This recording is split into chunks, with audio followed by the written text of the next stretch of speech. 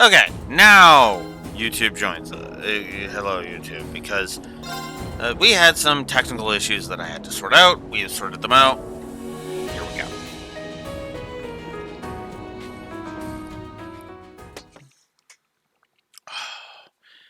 Namely, my headset wasn't working, so it was like, what the fuck? OBS was being annoying. Needless to say. So let's try this again. Mid-August. It was the peak of summer, and the sweltering sun was beating down on the residents of Trista.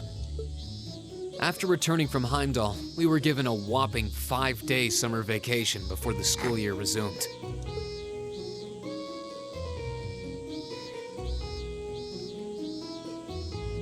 Turns out, Thor sticks to its military roots, only granting extended vacations to students over the New Year's holiday. However, nobles are allowed to visit home, ostensibly to give them time to become familiar with their family's holdings. And, as you might expect, that meant most students from classes 1 and 2 spent summer away from Trista. And there's Celine randomly. I don't know why she's standing there, but whatever.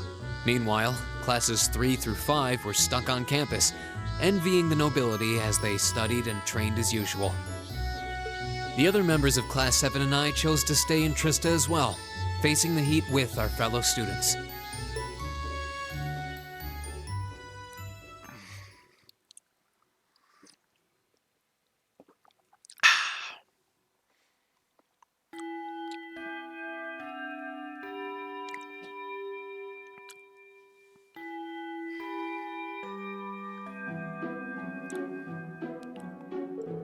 Ugh, it's so hot. I'm dying in here. I'm sick of this heat already. Talking about it is just making me feel even hotter. The Academy should install an orbital air conditioner. At least then it'd be a little easier to cope. An orbital air conditioner? What is that? Well, it's this device that blows out cool air to help regulate a room's temperature. Maybe it'd help if you think of it as the opposite of a stove. Wow, that's some kind of wizardry.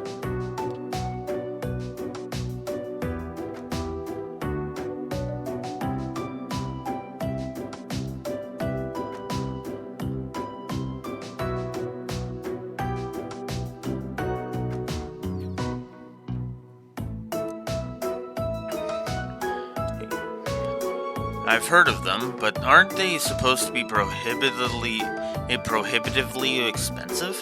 Only the most modern buildings seem to be able to afford them. Do you have one in your house? Well, there's one in the Reinford Company's corporate headquarters, yeah. It'd be nice if my mother could spare one, for the academy she sits on the board of directors for. Seems a bit much to hope for. This is a military academy, so I doubt we can expect to be indulged quite that much. Still, a machine to help keep cool in the summer, whoever first invented that should get a medal. I'll admit the summer heat here is more difficult to cope with than in Legram, but as long as I think of it as another part of my training, it doesn't bother me all that much. Berehard gets similar summer heat waves, but there's usually a breeze blowing in from the canyon at this time of year. That does make summers a bit easier to manage. My hometown's up in the mountains, so it's pretty cool even around this time of year. Actually, now that you mention it, I would have thought you three would go back home for the summer. You're being nobles and all. You were given permission, weren't you? If everyone else was going home, I would have considered it. But in the end, I decided against it. I mean, it wasn't all that long ago I got to see Elise. Maybe next year. I came here to train. Until I feel that I've made significant progress, I have no intention of returning home. Some of you saw my father's mansion. Do you think I'd go back to a place like that willingly? I'd much rather stay here and take my chances with heat stroke. You're really that uncomfortable at home, huh? Still, hot as it is, there's a lot going on right now. I doubt all the people headed to that conference at the end of the month have much time to be worrying about the heat. You make a good point. You're talking about the Western Maria Trade Conference, right? That's the one, and there's never been an international conference conference on that scale before. Or at least not in modern times. Mayor Dieter Croix, who also happens to be the International Bank of Crossbell CEO, was the one who first proposed it. I've heard that Prince Olivert will be attending on behalf of His Majesty the Emperor, and Chancellor Osborne is supposed to be attending too. Yeah, we saw that back in Azure. Seems crazy to think we met them both just a few weeks ago. The Chancellor in particular was a pretty intimidating figure. Seemed like a big, scary monster. You're not the only one to describe him as that, Fee. I've heard he served in the Imperial Army before becoming a politician. Then, 11 years ago, His Majesty entrusted him with the position of Chancellor. Supposedly, a full 70% of the Imperial Army is under his jurisdiction. His real fame comes from establishing most of the nation's railway network centered on the capital, though he's also responsible for annexing several smaller countries and independent states around Erebonia. Yeah, which kind of leads to him not being very popular with, well, a lot of people. Yeah. I believe those all took place without any bloodshed, though, at least as far as I'm aware. Yeah, but that's also because it was territories that couldn't oppose him, even if they wanted to. So, yeah. I wouldn't put too much stock into what he's selling. Yeah, I'm with Eustace on that one.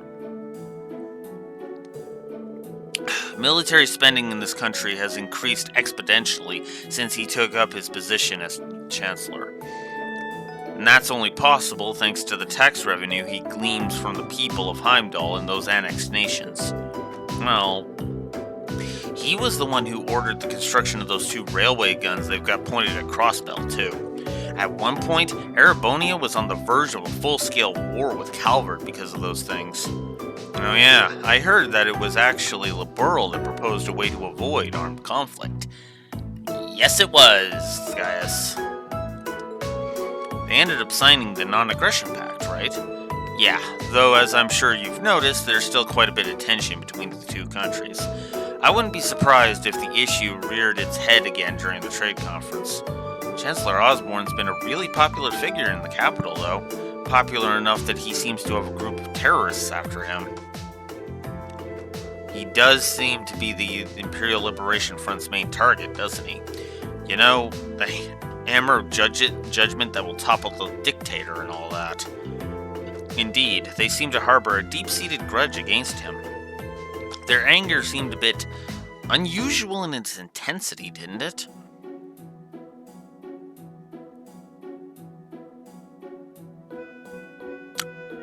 No, it really didn't. I'm sorry, Laura, but knowing all that I know about Osborne now, I mean, in this one, yeah, if this is your only exposure to Trails, and to Trails in general, or Osborne in specific, then yeah, okay, their hate boner seems a little over the top. But once you know the whole series, it's like, no, their hatred is more than justified. He does seem the type who'd make a lot of enemies, especially with a face like that. V gets it. Well, I'd rather not speak ill of my father's close ally, but...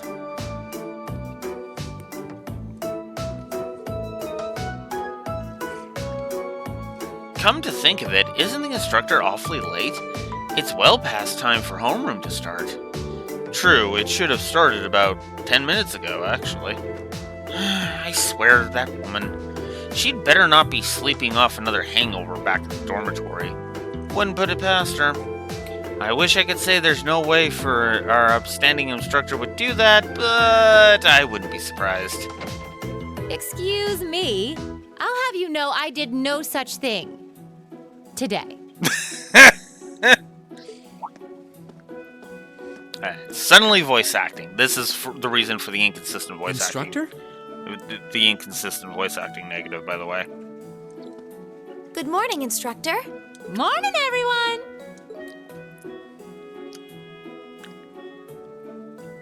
Anyway, I'll have you know I've got a good reason for being late today. And that reason is we're going to be welcoming a new classmate today. What? A transfer student at this time of year? Seriously? All right, come on in. Righto.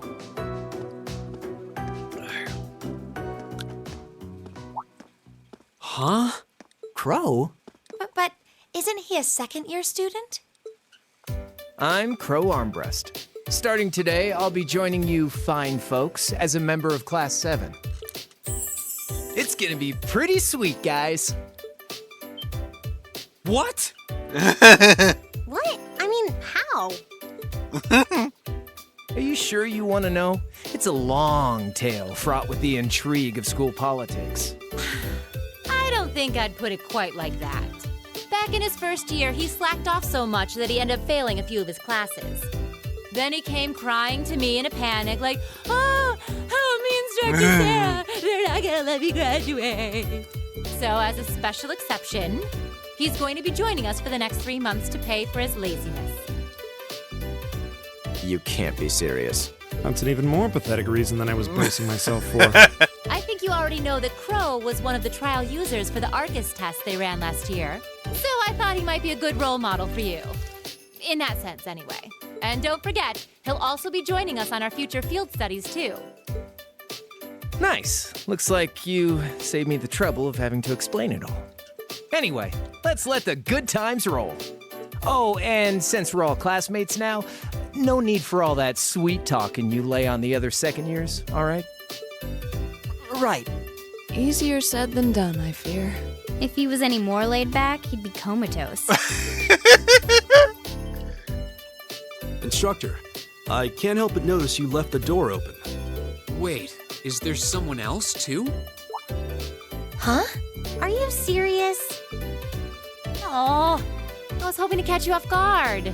All right, come on in and say hello. I thought you forgot I was out in the hall!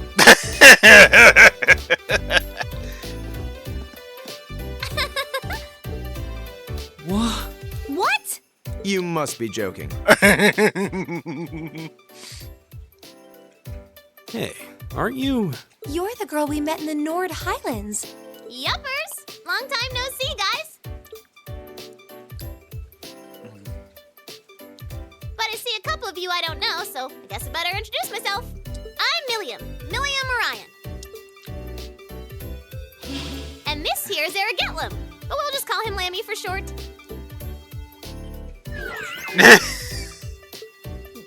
What the hell is that? Holy crap! It's that thing we saw at Ark's fort. So this is that strange girl you met in the Nord Highlands. Oh, and a little house rule before anything gets blown up. No bringing that thing out in the classroom. If he accidentally smashes a wall or blasts through the ceiling, I'm the one who's gonna get chewed out for it. Boo! Fine. Wait, did I already give William her plus, or did I wait? Or was I waiting? Let me see. Scrolling up, scrolling up, scrolling up. Where are my characters?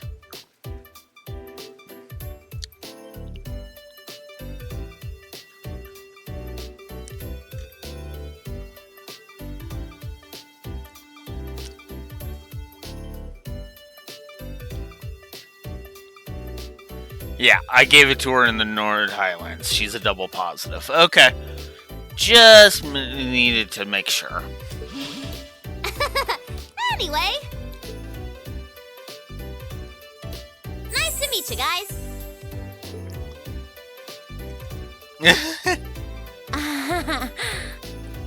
Tell me you're kidding. Please? I really wish I could. Well, I can see we're in for some fun times these next 3 months. Yep. Big time.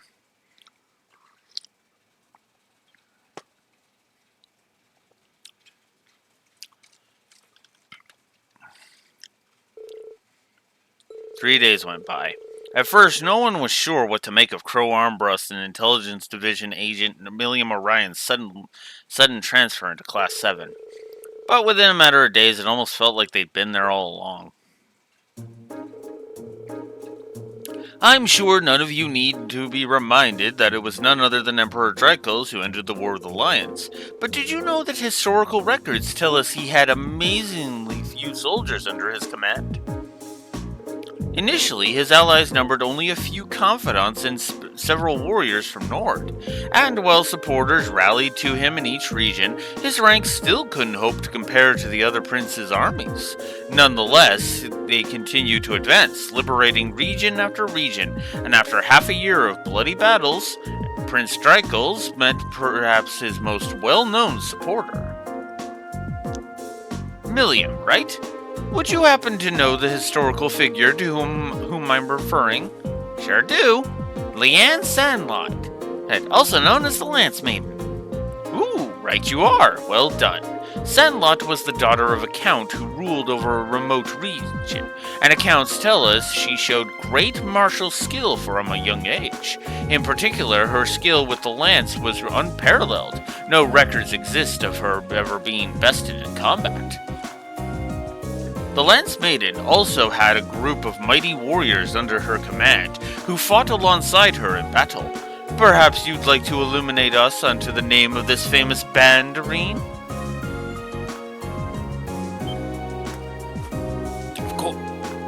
Of course, that is the Stahlritter.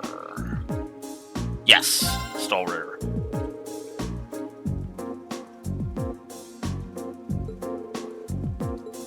Oh. No, it's the Eisenritter. Damn it! Fuck it.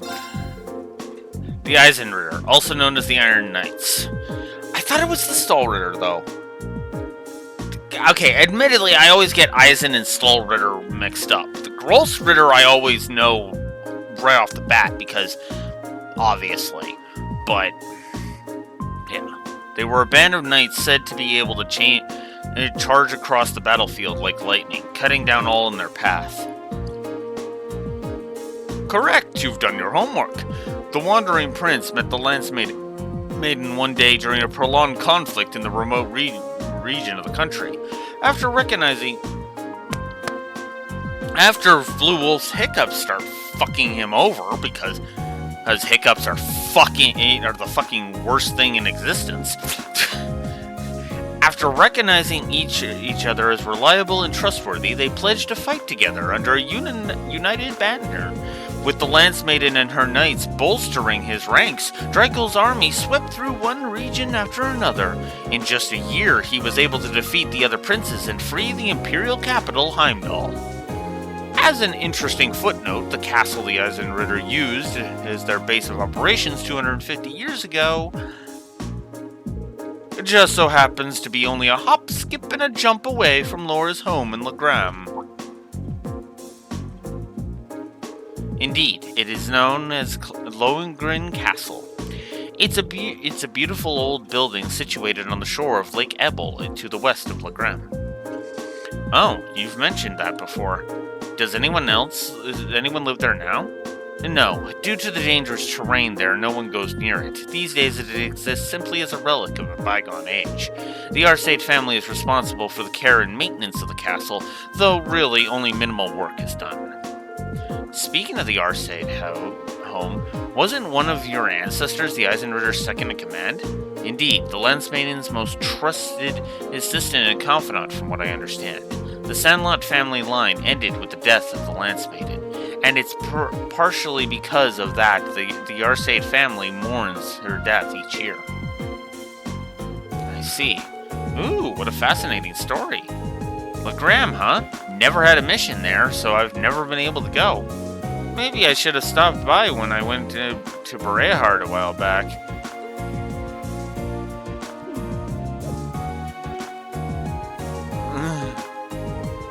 You'd think she'd at least try to conceal the fact that she gets sent all over the country on secret missions.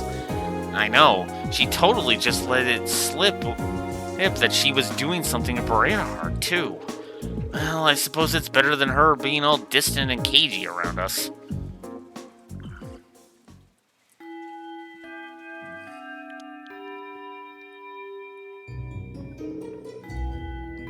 Okay, so tomorrow's a free day, which means that next Wednesday you'll have your usual practical exam. You'd better all bring your A game.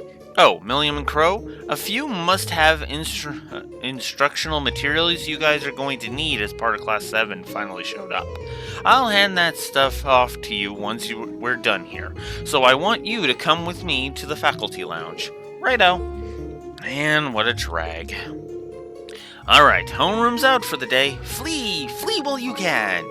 Machias, if you'll do the honors. Yes, instructor. I'll rise. Bow.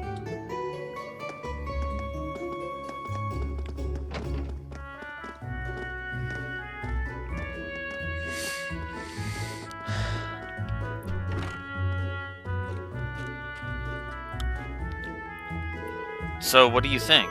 Well, I don't think we have to be on our guard around her, at least. Same. Though I'd rather she kept that giant silver thing of hers hidden. I don't think she's a bad girl. I was taking a nap in the courtyard yesterday, and she came and fell asleep next to me. What does that have to do with whether or not she's trustworthy?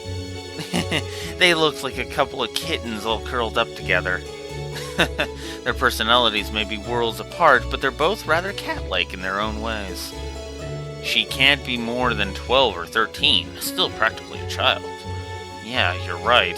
She's so chipper all the time that it's hard to really be cold toward her. Yeah, I don't think I could bring myself to spurn her. She's got this natural charm, I think. Be that as it may, her presence here reeks of blood and iron, if you take my meaning. Yeah. I love that Eustace picks up on that just immediately. Because it makes perfect sense that he would pick up on that real quick. Like, he's just like, yep, just instantaneously, yeah. No, this is just reeks of Osborn's influence. It certainly seems that way.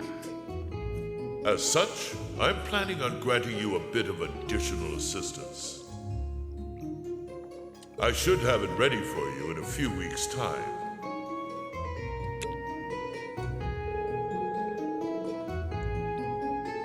It's hard to believe a girl like that could be an agent of the Intelligence Division.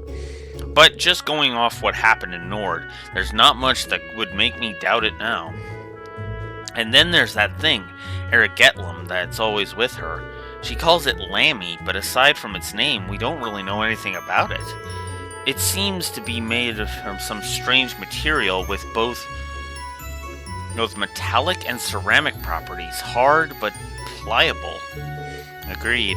It doesn't look like anything you could make even with the most cutting-edge orbital technology. When I touched it, it felt really nice and cold. Wow, so you actually touched it? It hasn't escaped my notice that it seems strikingly similar to the combat shells we fight in our practical exams. I think it's safe to assume that they share some kind of common origin.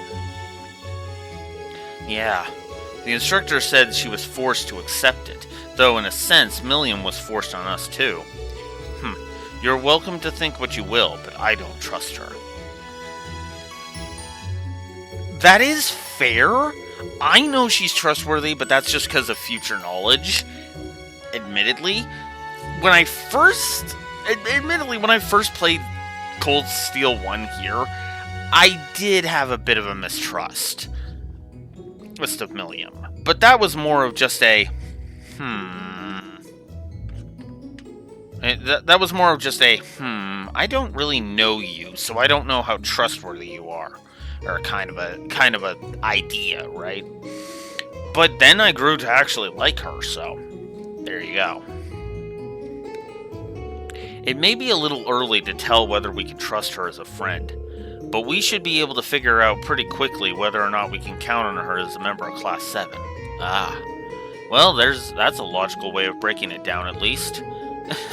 You're right, it's still pretty early to make sweeping judgments.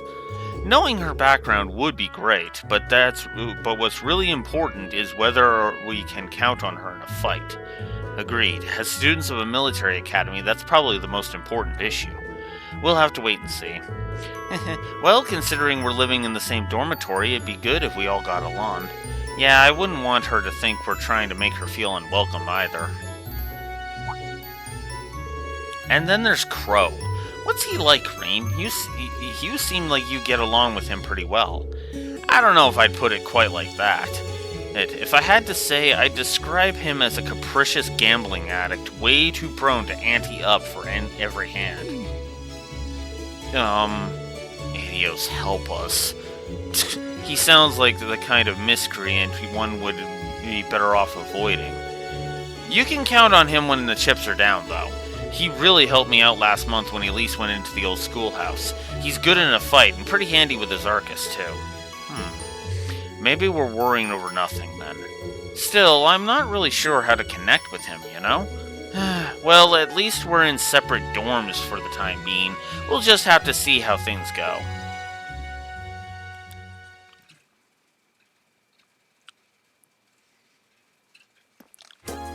Alright. So that was a whole lot of cutscene.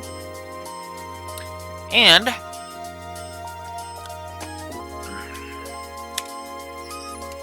it's worthy of a plus, in my opinion.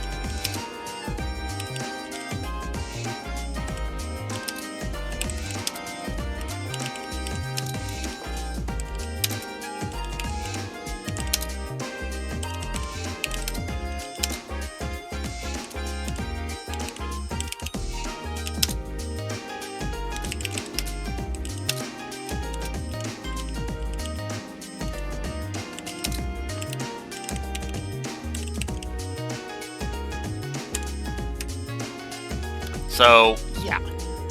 Plus to that because it was actually kind of nice. How many were here? 8, 9. Okay, it was 9. It looked like less than 9 there at first. But yeah. So yeah, we've hit 120 positives. Wow. And just think, we're 3 chapters away from the end. Not one, like most of the, like both. I'm pretty sure both of the other games needed to get up to this point. In fact, what's funny is I'm pretty sure only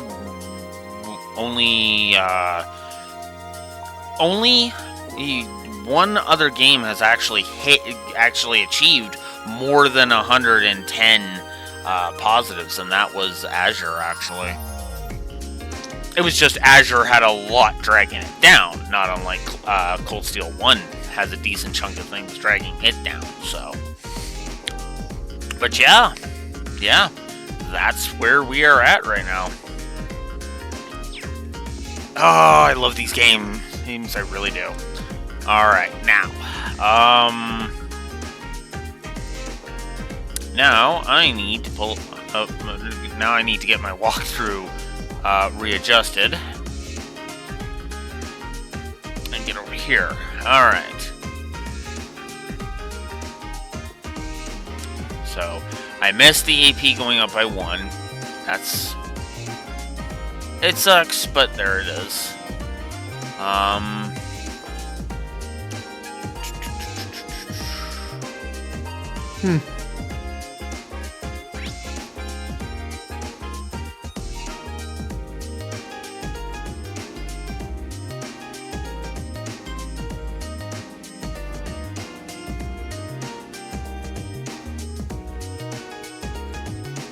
Okay, so if we speak with Beatrix, Makarov, and Mary, we can...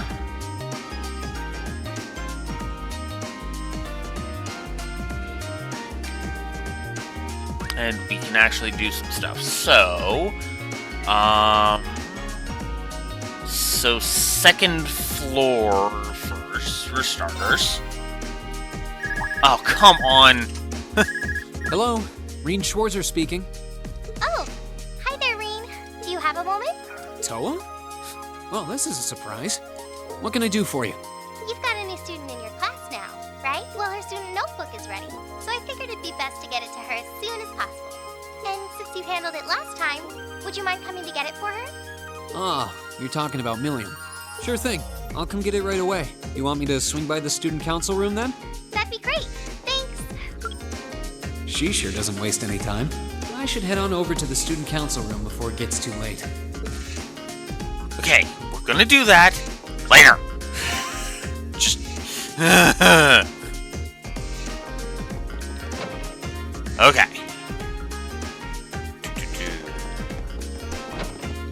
Ah, there you are, Instructor Mary. My father was persistent in his attempts to convince me to return home. He said that as the daughter of Count Altheim, that I have duties to attend to. I, in turn, explained to him that, as an instructor, my highest priority is my devotion to my students. I probably won't be able to be quite so selfish once I marry. Wait a minute, the Altheim family is one of the best-known families in the Sutherland province. I guess Instructor Mary has more to worry about than I thought.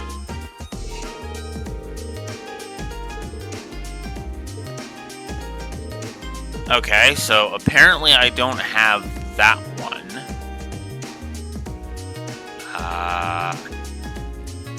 Okay. Then let's go see Instructor Beatrix and see if we've gotten enough for that. Reen Schwarzer, it seems as though you've been working very hard on your field studies, and even harder when you help the student council. I can hardly imagine how many people you've helped tackle their problems, all while showing compassion and honor. As an instructor here at Thors, you could not make me prouder. That's very kind of you, but I'm not sure I've done anything someone else in my shoes wouldn't have. To be honest, I'd say people I've helped have let me develop as a person, so it's anything but a chore. The more you talk, the more right I know I am. I hereby present you with the Medal of Compassion. Miss Herschel won this last year, so you know you're in good company. While this is far from a formal award ceremony, I do hope you'll accept. Even so, this is quite an honor. Of course I'll accept. Thank you very much. Having the ability and the will to help others is a precious thing. I hope that you continue to do so as you grow older. Okay, so I'm assuming that's for whatchamacallit. Alright. Break her arm. Okay. So, let's go over to there. There it is. Medal of Compassion. EP plus 100 and Art Strength plus 25. One of the 4 Lionheart medals given by Instructor Beatrix. You can get one of those per playthrough. Oh, Reen, come here a sec. You know, you've gotten a real air of confidence since you first showed up here at Thors. Really? I haven't really noticed much of a difference. But maybe it's because of all the difficult opponents we've had to face over the course of the year. Yeah, I've heard you've been through a lot on these field studies or whatever. I gotta give this to someone, so I figure it might as well be you. What? I'm in charge of handing out one of the Lionheart medals this year, so yeah. It's the Medal of Valor. Congrats. Wow, thank you so much. It's a real honor to be awarded something like this. Well, keep up the good work, I guess. Crow and Angelica got it last year, and to be honest, I think we are on track to accomplish just as much as they did. I don't know if I'll be able to pull that off, but this is going to motivate me to work even harder from now on. So, the Medal of Valor. Eller, one of the 4 Lionheart medals given to us by Instructor Makarov. strength plus 25, speed plus 5. So, I think I'm going to give that to Fee, is what I'm going to do. Medal of Valor. Because, yeah. And I think I will give Emma the Medal of Compassion. And we'll also give her...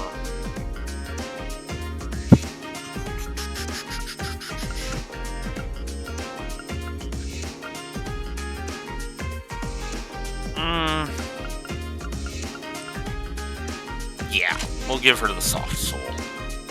Alright. I don't have anything on you? Well, that's dumb. Let's see. Auto CP up. Yes, do that. And Reen, I think I want to leave those on you. Alright. Alright, so, there you go.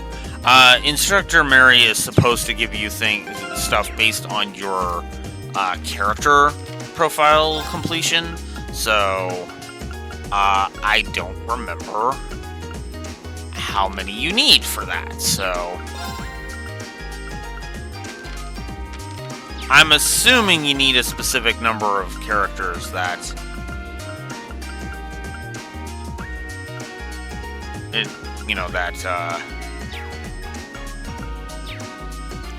for that, but yeah. But yeah, that's all we... wait, hang on. Oh, yes, actually. That is something I should do. I should speak to Kenneth. Because we may be able to get a rod upgrade today. Oh, looks like you've become a brown angler. That's proof that you've been really racking up the catches. I think you've got the potential to go pretty far. Yeah, about that. I don't really get what these titles mean. Don't worry about it. Oh yeah, now that you're a brown angler, you can trade your points for some new stuff. There's even a new fishing rod available this time, so get fishing for more points. Fine by me. It'd be a waste to miss out on a chance to get some better tools. Absolutely, we are going to trade for the deluxe rod. Yeah. Alright, so if we have 150 points, we can actually trade them for Seiryu, which is which has a 10% chance of freezing enemies. I think I'm actually going to go ahead and grab that, because why not? And that, of course, sells out. And then there's a chance to mute the enemies. So, alright. Alright. So, yeah. We now have the deluxe rod. So, what this means now is we can actually do better fishing.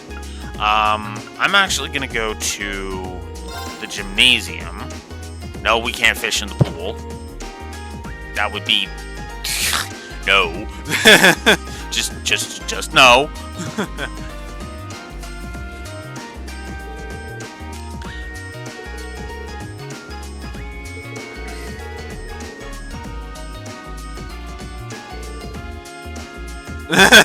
What's the point of being in this club?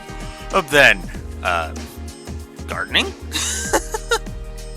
Alright, so, we're gonna go to the deluxe rod, and we're gonna see what we can catch over here.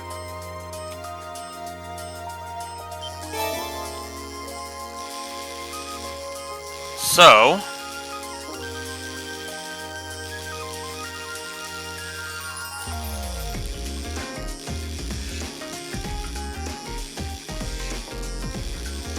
there we go. Now, with the beginner rod, that'd be next to impossible. What even is this? We got a pale salamander, which gave us 104 points because it's a new catch. So, there you go. We got a tier out of it. And CP went up by 100. So, yeah. You definitely want to grab the rod upgrades as soon as they become available. And as you can probably... Now, it's not very sellable with the deluxe rod, but it is easier to catch, for example, these crabs with the deluxe rod than it was for the beginner rod. So, keep that in mind when you're going through this. This is why I like fishing in this and Cold Steel 2.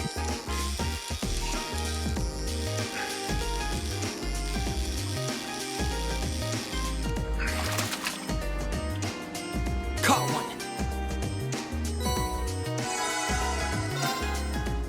Still impressed that I caught that at Salamander.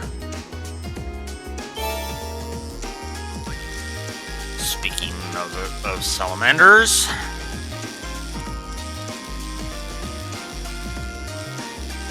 oh, another way to tell that you've upgraded your rod, that it's not bouncing between the buttons as much. When you've got a weaker rod, the powerful fish tend to bounce around all over the buttons that you can use, that it designates as ones for pulling it in. Ooh, Thelis, nice. Nice. And the more so the higher your rod quality, the less as bouncing around it's going to do, which in turn makes it easier to catch things. Like, for example, with this brown bordered guy, I stayed on square and on each of square and circle for a decent amount of time. So that was a normal salamander. So there we go. All right, we're good for now. I just wanted to show that off because new rod. And yeah, we'll be doing some fishing in Legram. There is different fish that you can catch at different locations. I don't think I'm gonna get all of the fish because I haven't been keeping up with it. Like, I didn't do fishing in Boreahard or in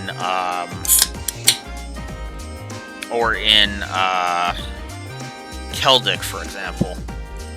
Was there even a place to fish in Keldic? I can't even remember. But yeah, no, I haven't been doing a lot of fishing, so I'm almost tempted to go to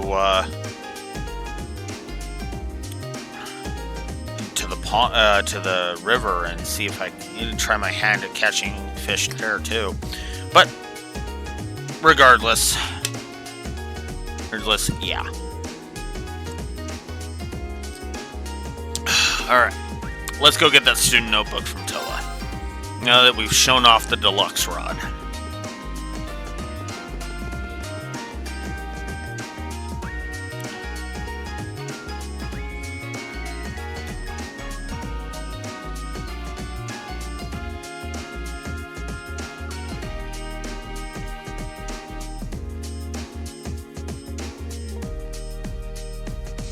Right. Oh, yeah, okay, yeah, no. I've missed a lot. Because, apparently, I was supposed to get the high rank one already. We'll see how that goes. Well, Toa said she wanted me to come to the student council room. The door's open! Come on in! Sorry if I disturbed you.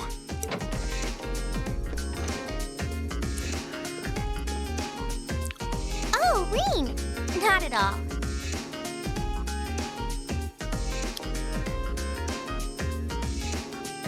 Sorry for making you come all the way out here. Don't worry about it. It's class business anyway. That's quite the spread you've got on your desk there. Is it just me, or does your workload only ever seem to increase? Well, I've got a little extra going on right now that's keeping me a little busier than normal. Anyway, this is Milliam's notebook. Crow's already got one, along with the added pages on the Arcus units you all have. So she's the last one who needs it. All right. I'll be sure to pass this on to Milliam next time I see her.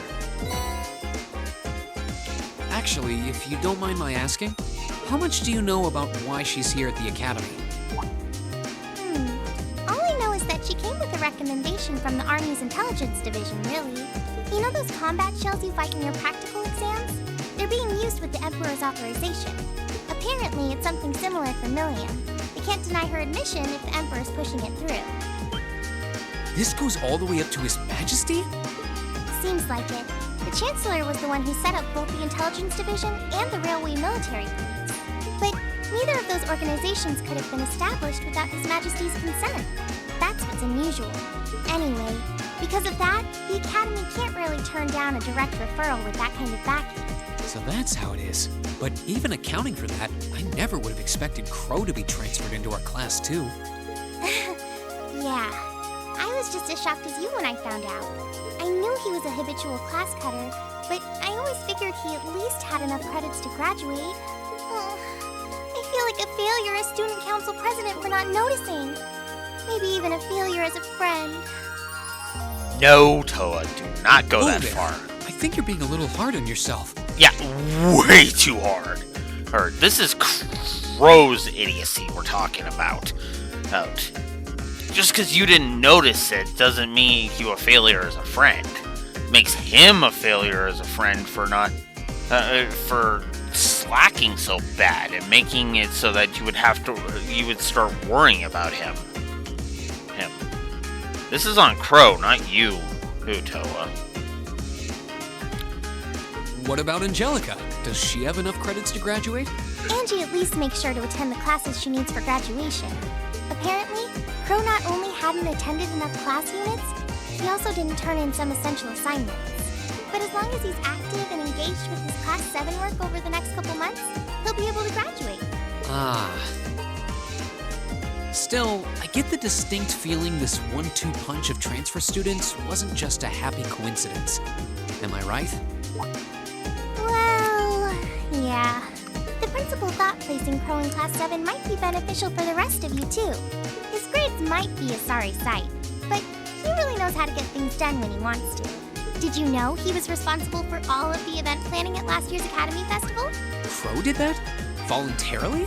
It might be kind of awkward having a second-year student in your class, but I hope you guys will all get along.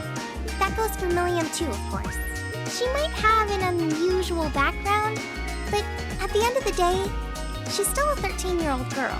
Yeah, I get what you mean. So she really is 13 then? Yeah, she scored really well on her entrance exam, though, so I think she can handle the curriculum fine. She might be small, but she can roll up her sleeves with the best of them. Now, where have I heard of someone like that before?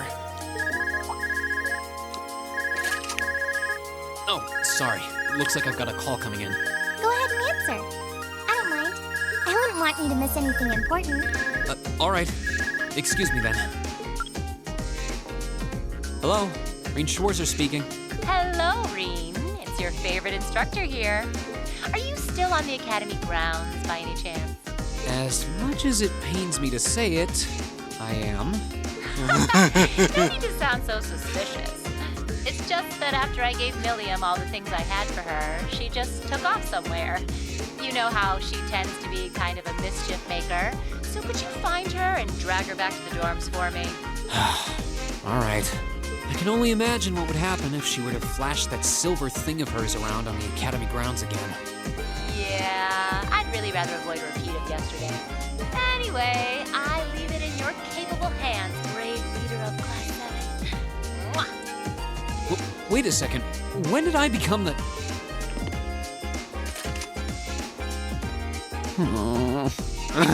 She really does trust you. Anyway, I'll let you go then. Are you still up for helping me with a few requests tomorrow? Of course. I'll be around. Still, I know you've got a full slate and all, but try not to overwork yourself. And if there's anything else I can do to make life a little easier for you, don't hesitate to ask. Sure. And thanks.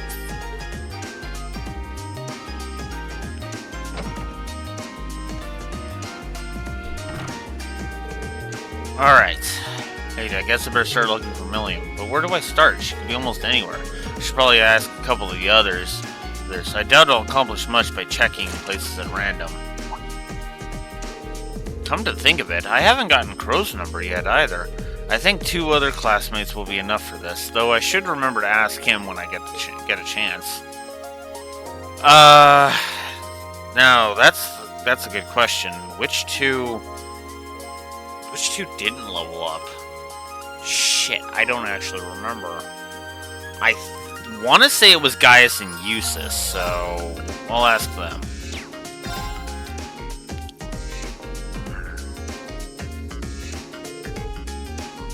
Alright, I understand. It doesn't seem too wise to just give her the run of the campus unaccompanied.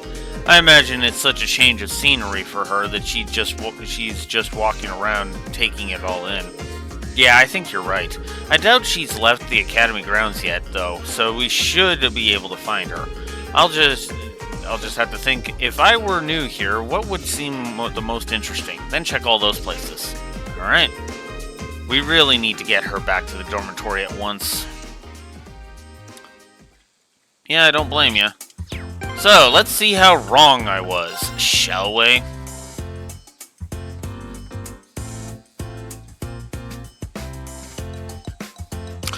It didn't matter. It literally did not matter. That's how wrong I am. Okay, that's actually funny. I'm sorry, that actually makes me laugh. But no, I'll bring the boys. I'll bring the boys.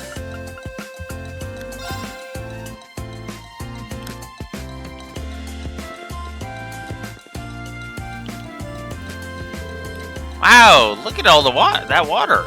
That's got to be refreshing. I'm kind of want to take a dip. Phew, we finally found you. Oh, hey, Reen. Hey, do you know if I get to take swimming lessons while I'm here? I can't think of a reason why you wouldn't. Has Instructor Sarah given you your school swimsuit yet? Nah, all I got today was my uniform. She told me I'd get it tomorrow. I can't wait, though. I wish I could go swimming right now. You don't know the word lesson, what the word lesson means, do you? You guys think too much. Besides, all this pool talk really makes me want to go for a swim. Oh, I know. Milliam?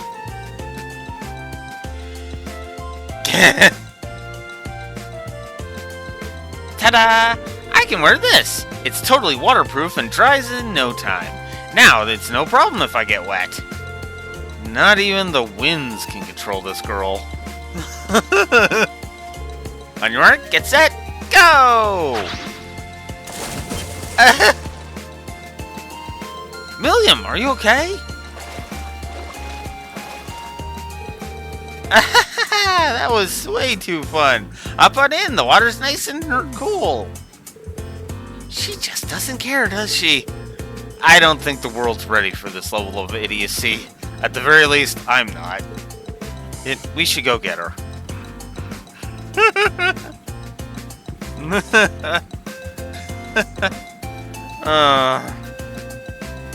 Huh? Where'd Milliam go? She timed her escape perfectly. She was headed toward the girls' locker room, so you probably just missed her. She probably figured we were going to drag her back to the dorm. Looks like our chase is far from over.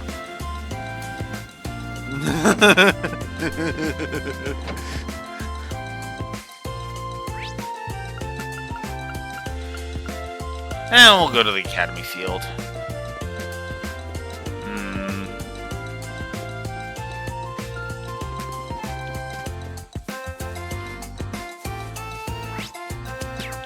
Oh.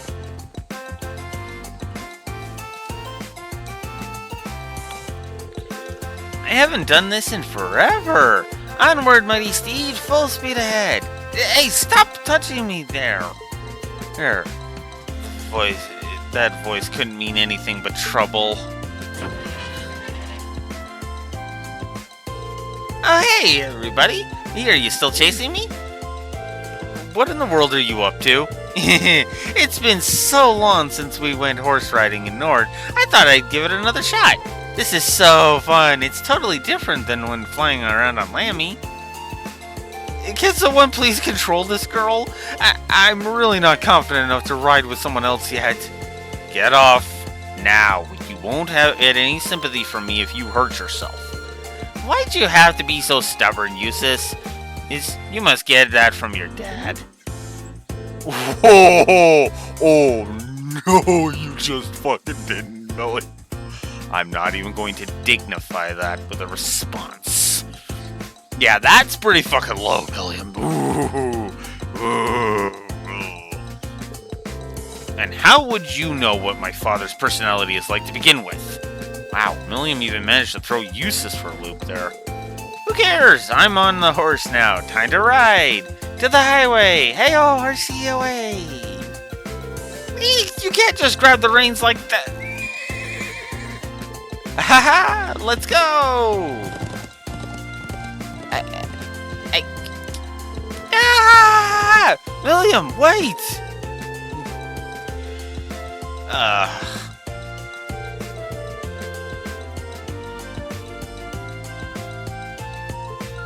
Oh my god. Oh, thank you, Dios. That was the best! We should totally do it again sometime. Are you okay? I'm still breathing, somehow. What a foolish child. What an energetic kid.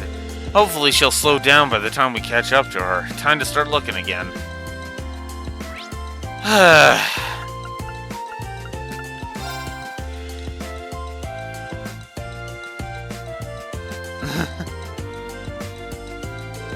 Wow, so this is the Orbital bike everyone was talking about. I want to try it.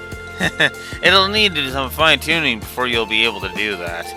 You do have the option of riding alongside me, however. I'm always willing to take cute little ladies like you for a ride. Really? I kind of want to race, though. Want to see if Lammy's faster than your bike? I don't know what this Lammy is, but it takes some guts to challenge me to a race. Now I'm really starting to take a liking to you. It didn't take long for those two to hit it off. We're lucky to know such caring second years. Oh, hey there, what's up? Truth is... Oh, you guys are too persistent. I'm not gonna let you catch me, though. Our race is gonna have to wait. Very well, I look forward to seeing you around again. For sure, catch you later.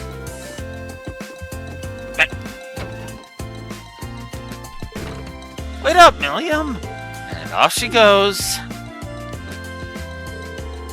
You could have at least pretended to try and catch her, Angelica. Reen, sweetie, surely you've realized that I always side with my lovely ladies. I have to say, though, she's even more peculiar than I'd heard.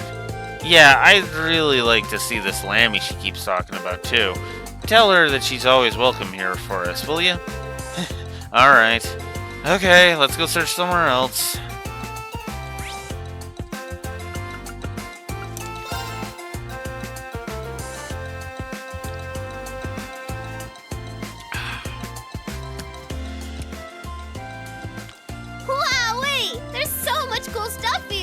So this is Thor's military academy, huh? I think I'm gonna like it here. Ooh, I wonder what the view from the rooftop's like.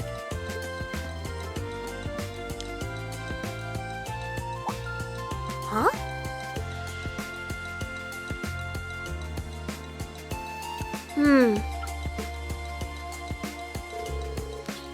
I should have guessed you'd be here.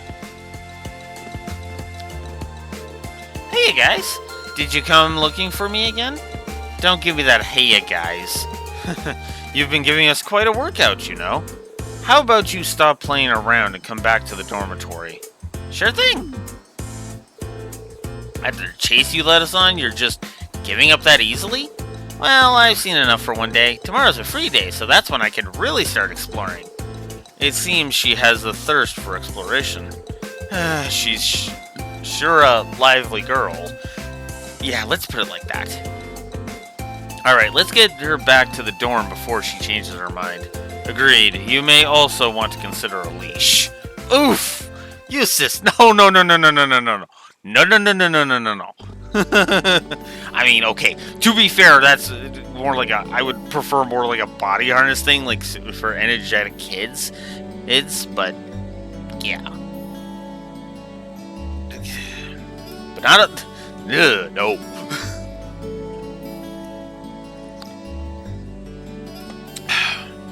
Not a degrading type of leash, just a...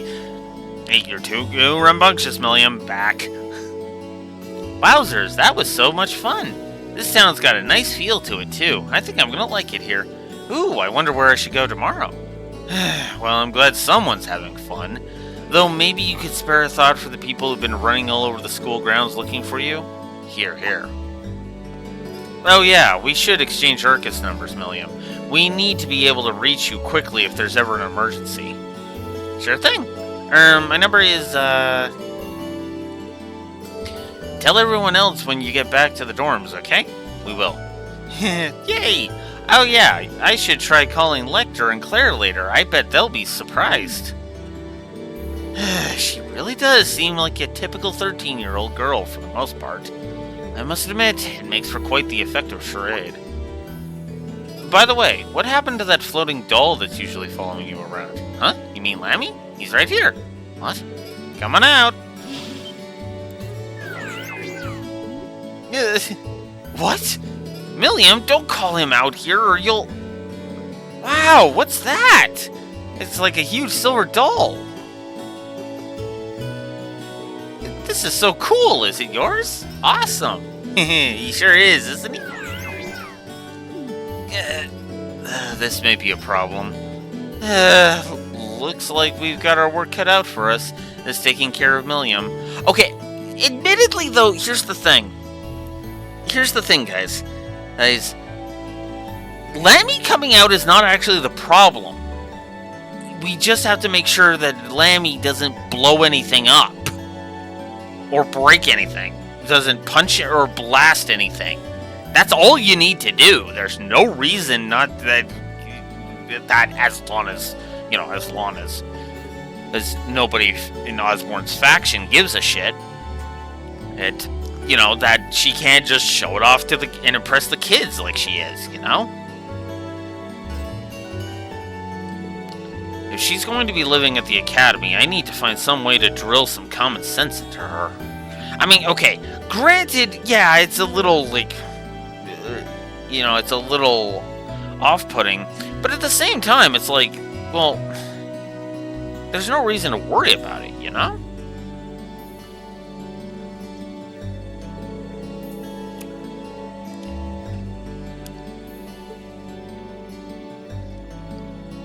Hey guys, welcome back.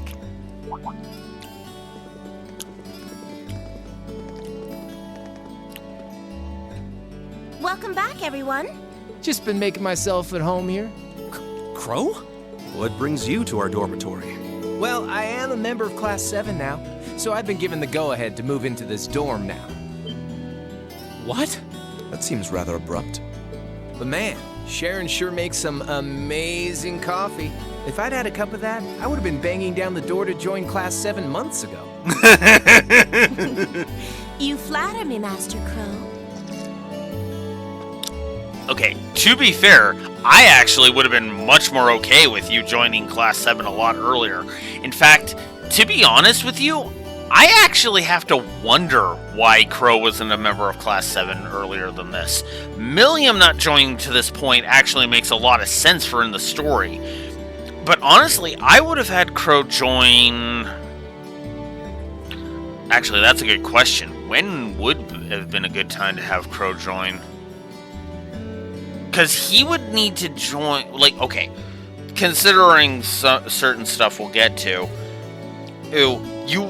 honestly, if you had him join earlier, you literally would have had only, 2 times where he would need an excuse. Where you would need an excuse for him. And that's it. And that's an easy enough thing to write, right,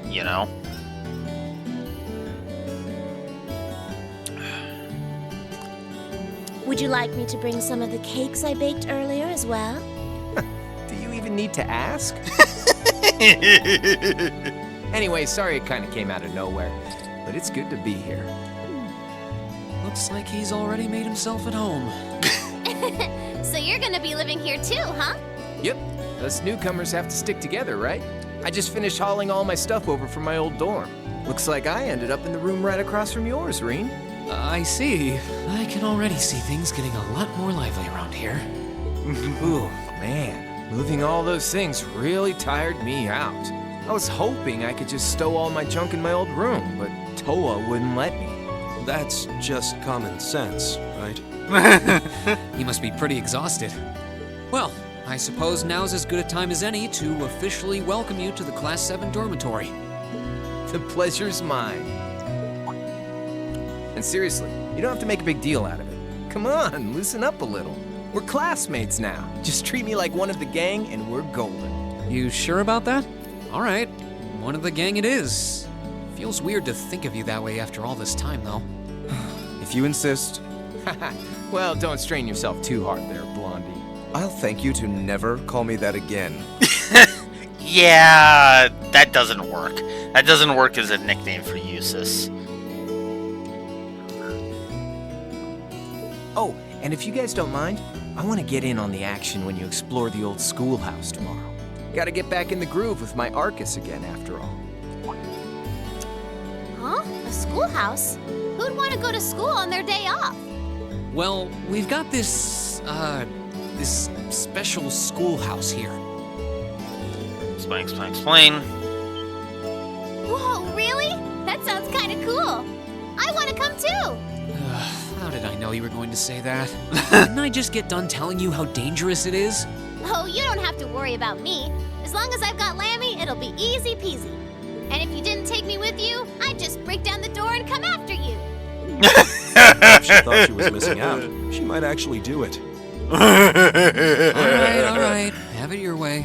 I'll be sure to let you and Crow know when I'm planning on heading into the old schoolhouse tomorrow. But don't just go wandering in there on your own without us, all right? Yes, sir. Oh, I can't wait to see what it's like down there. So exciting! I might not even be able to sleep tonight. It's a labyrinth full of monsters here, not a theme park. Looks like I better give my pistols a little TLC tonight. Oh, hey. Eustace and Gaius actually ranked up their link level. I didn't even think that would happen, but there it is.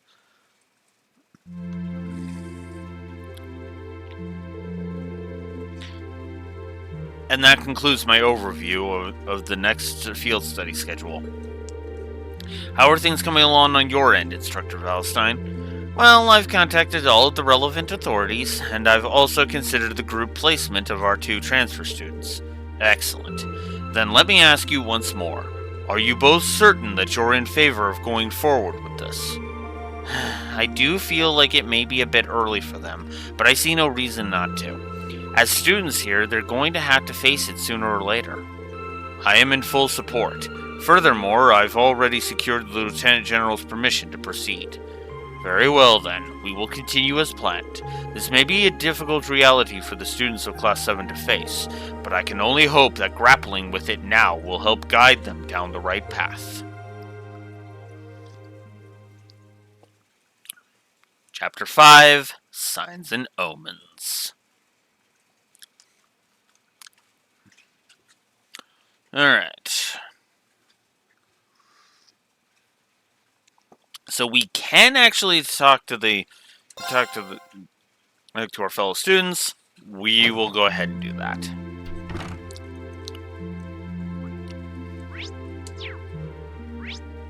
So, we'll start with Crow, because might as well. Yo, sure didn't take long for you to pay me a visit. Who would have thought we'd end up right across the hall from each other? Guess you're just fated to be a part of my life. You're just fated to be a part of my life, huh? So you say. Still, it feels strange knowing you'll be living here with from now on. It all happened so suddenly that it hasn't really sunk in yet. It's okay. You don't have to hold back on your joy at getting to live with a cool second year all the time. Yeah, I guess you did help me out in a big way last month, down in the old schoolhouse. Though I couldn't help but notice you've got quite a collection of games here. Sure do. I brought them all over from my old dorm room.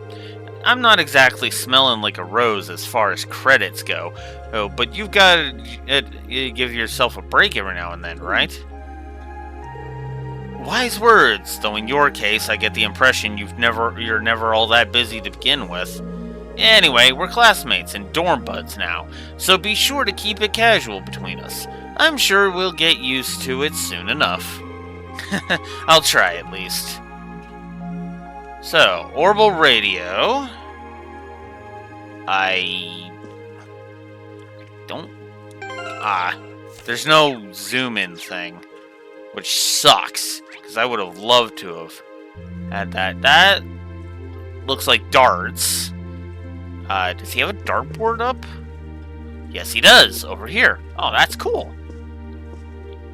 Boots, crates, it's cards. So that looks like blade.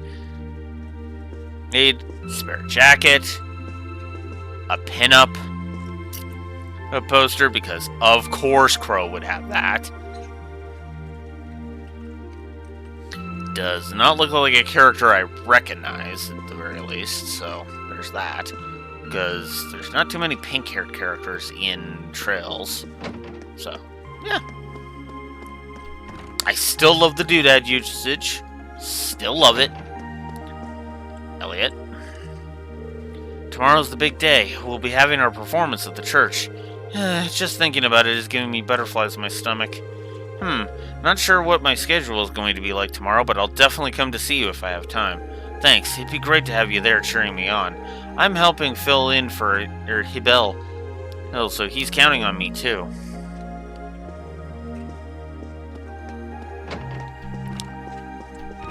Marcus. The very fate of the chess club rides on tomorrow's match. I'll have to use every spare minute between now and then to sharpen my skills. Wow, you're really fired up about this. Good luck, Marcus. Thanks.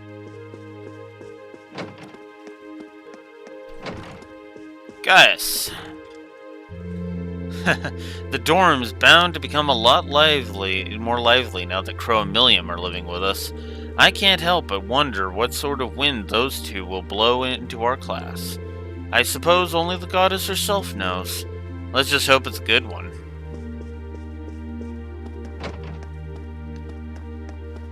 And Eustace. Hey there, Eustace. What's that you're reading? No, it's just you. Don't surprise me like that. Sorry about that. Is that a letter from your brother? Not quite. It's nothing terribly important. It dawns on me now that tomorrow will be the first free day since Crow and Milliam joined the class. We'll have to watch Milliam like a hawk to ensure she doesn't stir up any trouble. Wait, why is that my responsibility? Well, I mean, you're good at it, Reen, so you kind of just got slid into the role by default. So. Okay, then you got Milliam's room. She's got looks like a laptop, a radio. I have no idea. Those look like pins. Mishi dolls. That's interesting. She's got a lot of plushies. Palm plushies. And she's that looks like a character I should recognize, actually, but I'm blanking on who that is. Is more plushies. Wow, lots of plushies. Hey, Reen, what's up? I got my room all nice and tidy now. Wow, this is pretty cute now that it's all fixed up. You've even got dolls in here and everything. I know, right? I just wish I was allowed to bring Lammy out in the dorm. He'd tie the place together. Yeah, that probably isn't a good idea. It's a pretty old building, and you'd get in big trouble if you ended up smashing your room's walls or the floor. I guess. What a bummer. Ah well, I'll just have to take him to the park when I want to play with him. It's not like he's a dog or something. I mean, he kind of is. If you think about it. Or at the very least, he might as well be. But, yeah. I wonder which ones I should wear tomorrow. I guess the Stregas will do. Easy to move around in. Isn't Strega a classic shoe brand? I never knew you were so discerning about your shoes. I guess. I mean, knowing which shoes to have and which to not is actually kind of important when you think about it. Okay, so evasion would go down 10, but move would go up 13 for Strega A1. Ooh. That's if I put it on any guys. Okay, so evasion will go down 5, but defense... Ooh, okay, no. Actually... Perfect. There you go, Emma. Enjoy. Okay. Speaking of Emma... Huh? Huh? No Emma. Odd. It may be incredibly hot, but on the bright side, the swimming club is that much more of a refreshing exercise, especially now that Monica has been improving her times by leaps and bounds. I should learn from her example and keep improving myself every day. I love the subtle friendship between Laura and Monica that develops. Well, it's actually kind of awesome. I've got lacrosse practice tomorrow, but this is not one I'm looking forward to. All because Ferris refuses to stop pestering me about competing with her. I wish she'd just stop. Yeah, I can imagine.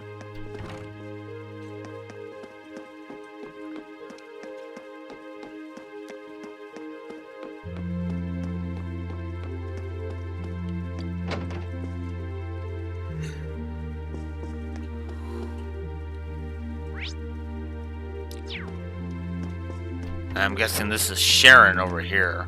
Yep. Lady Sarah will be returning home late today. She made mention of an important discussion with the principal. With the principal? I wonder what that entails. A small number of possibilities come to mind.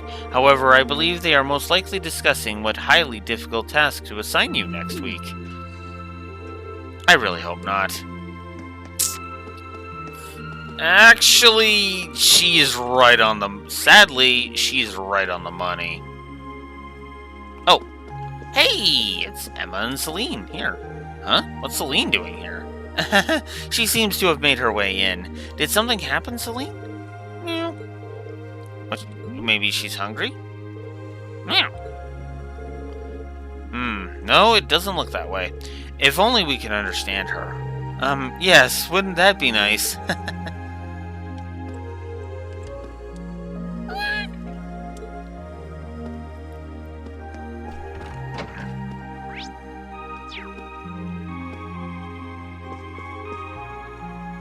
I'm guessing this is Sharon's room.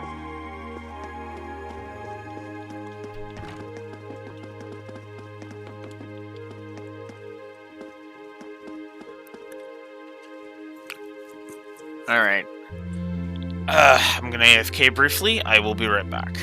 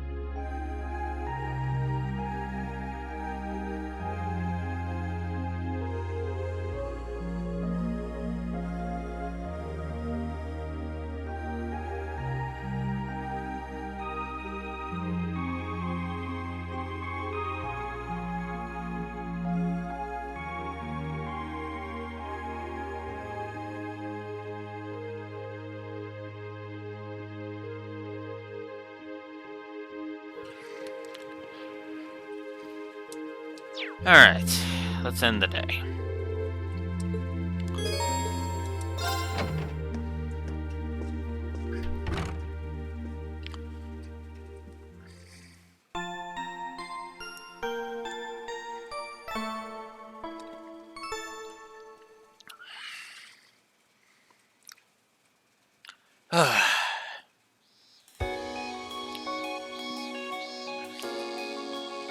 Alright, let's get started on the tasks.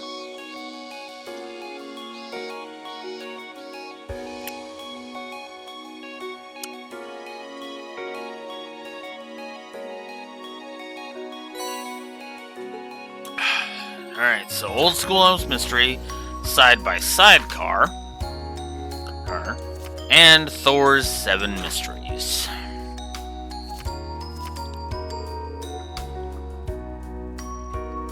Looks like there's quite a few today. Okay, Toa seemed pretty swamped when I saw her too. Not sure what it is that's keeping her so busy, but I want to do what I can to lighten the burden.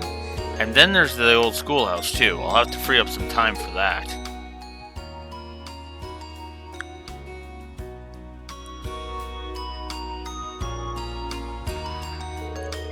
I guess we'll just have to see what it turns up this month. What'll turn up this month. I promised to tell Crow and Milliam that I was going, so I'll have to give them a call when I'm ready to head in. Oh, you're leaving early today. Oh, you're leaving early today. Yeah, I was just about to head out. Do take care then. The sky is looking a little ominous today, so I'd suggest taking an umbrella. You sure? It seems like another boiling summer day to me. Perhaps it is right now, but I have a hunch it won't last the day. Either way, I pray you'll have another fruitful day. Thanks, Sharon. I'll see you later then. Special Ops uniform and Special Ops faceplate. So, that is for Milliam. So, I suppose we should get right into it. Oh, god damn it! Damn it, Milliam. Okay, fine. We'll get into that when it's time for the schoolhouse. Ugh. Alright, so we have got bonding events. We have got a lot of bonding events. We've got one with Milliam, one with Eustace, one with Gaius, one with Elliot, one with Crow, one with Laura, one with Elisa, Emma, and Emma. Oh, and that's it. Okay. So, there's 5 over here? Yeah, right, because of Milliam and the dwarves, so yeah. Okay, so before we do anything else, I'm actually going to go attend the bonding event of Milliam. We'll start there. Get this bonding event out of the way. There she is. And then go from there. Hey, Reen. What's with that getup? It's our free day, so I got all dressed up to go shopping. You probably shouldn't be seen in public dressed like that. Why don't you just wear your uniform? Boo, that's no fun. Trust me, fun isn't the issue here. I'm kind of worried about leaving her on her own. Mind if I tag along? Fine by me. Hey, what are we waiting for? Let's go! Only after you've changed into some other clothes. Aw, I'm regretting letting you come with me already. Just anything else.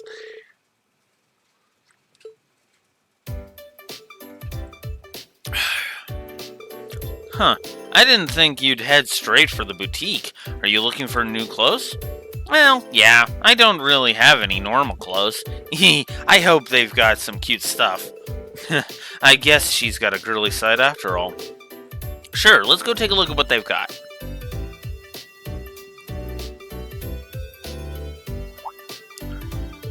Oh hey, look, this is nice. Most of the stuff here doesn't seem like it would fit you. I'm pretty sure there's a kids section over there we could check out though. It's fine. I'm going to be huge soon enough. I've got a bright future ahead of me. I admire your optimism at least.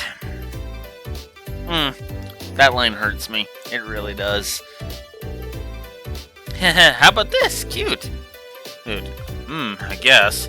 You might want to look for stuff that matches how energetic you are, though. Oh, Lammy could totally wear this. She asks me a question and then proceeds to ignore me.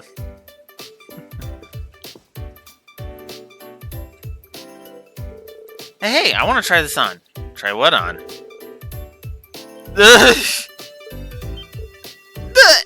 Okay, no. No. Definitely not. No, you're way too young to wear something like that. What was up with that reaction? I don't even want to know just what ran through your mind, do I? I'm older than you, so how am I the one getting bullied here? No! William, you are not wearing see-through garments like that. No. Hell no.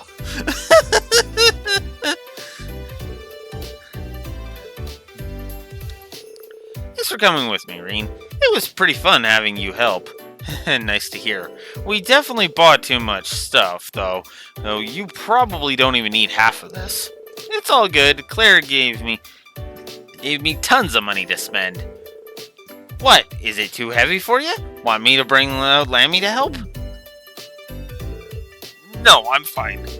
Phew. Ooh, we're going to need to teach this girl some common sense. Okay.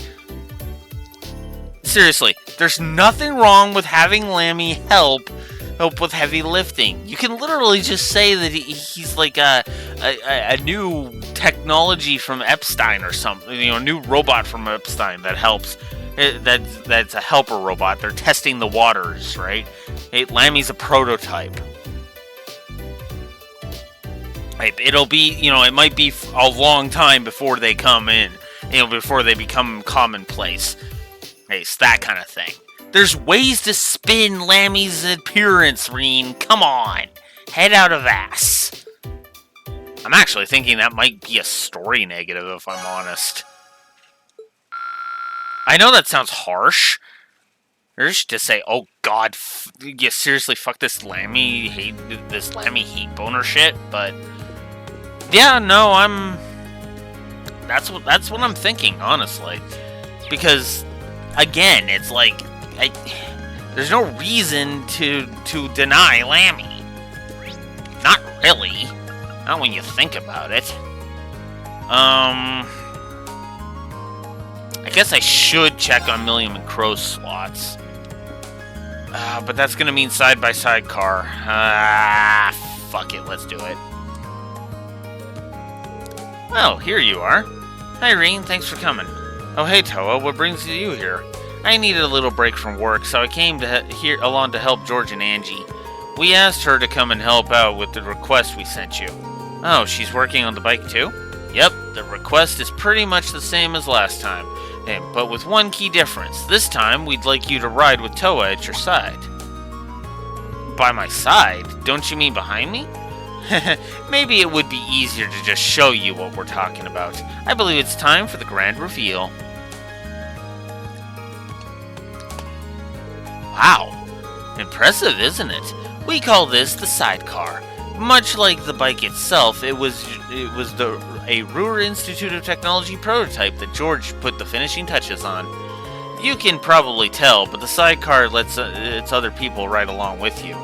Although it's much closer to riding in an orbital car than it is like being on a second bike. That's pretty interesting. So you want me to do a test ride while Toa sits in the sidecar? Yep. That means I'm in your care, Reen. Try not to crash or anything. Right. I'll make sure everything goes smoothly and safely. Oh, don't worry about that. George and I have already done all of the necessary safety tests. The goal of this test is to get a fresh perspective, just like last time. That's right. Be sure to give us as much feedback as you can. That goes for you too, Toa. Okay. So, do you have time to go for a ride? Sorry, Reen, I'm always keeping you so busy. Oh, don't worry about it. How about you, though? Do you have time? You seemed pretty busy yesterday. Thanks for worrying, but I'm fine. I've got most of the harder work sorted out yesterday, which means I've got time to spare today. As you can see, George and I are ready to go whenever you are. We'll work to your schedule today. Thank you. Well then. Now let's just get it out of the way. Why don't we get started right away? Great. Let's get everything set up then. And you're doing this. We're doing this on the nearby highway, aren't we?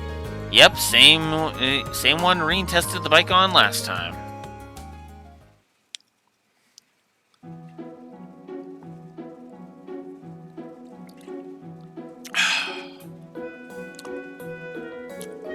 So, how does it feel to be in the sidecar, Toa?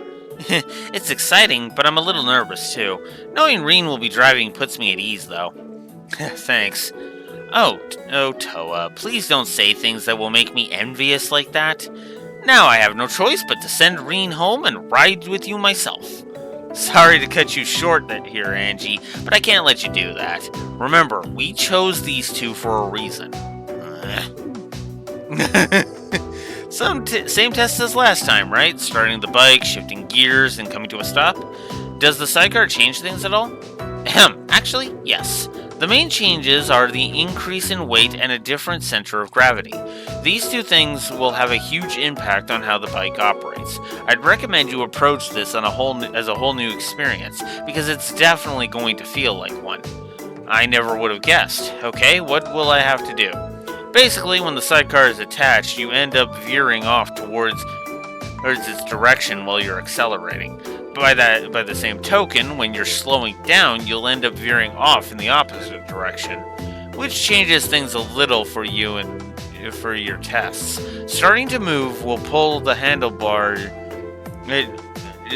Starting to move will pull the handlebar to the left, so make sure to turn it slightly to the right in advance to compensate. Next, when you're shifting gears, you'll need to turn the handlebar slightly to the left when you disengage the clutch. The same goes for bringing her to a stop, but the extra weight means she's going to be harder to slow down. So be sure to hit the brakes earlier than you did last time. Will do. It's like a whole different set of rules. It really is, but you should be fine if you pay attention to what you're doing. My advice to you, for you, Toa, is to believe in Reen and focus entirely on enjoying yourself. I think you'll have a wonderful time if you do. Seconded. That should help motivate Reen, too. How so? Well, think about it. I'll be happy knowing you're having fun, and I won't want to make any mistakes and ruin that. Ah, that's so sweet. Well then, here's hoping this will be fun for the both of us. That's the hope.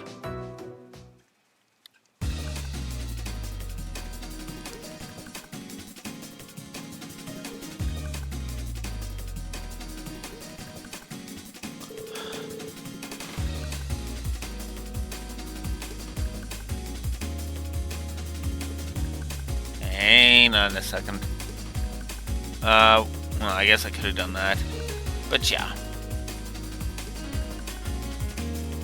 I guess I could have done this. Alright, I'm going to start up the engine now. This is also exciting. Okay, get ready. Angelica said I should turn the handlebar a bit before I start moving, didn't she? Here we go. Phew, glad I didn't mess that up. Yeah, that was really smooth.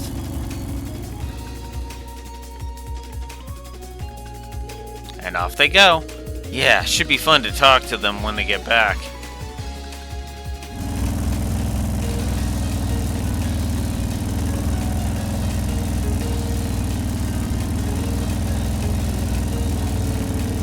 So, how is it? Does it feel different from when you rode alone?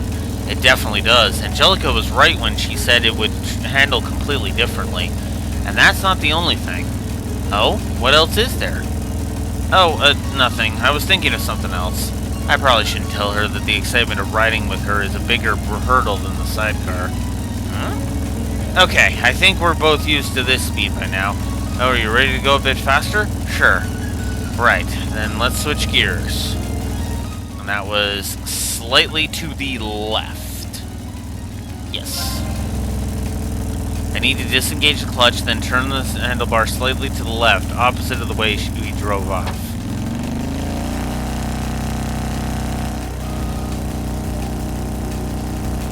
Perfect. Well, look at you. That went well. Thanks for the encouragement. Don't be silly. All I'm doing is sitting here.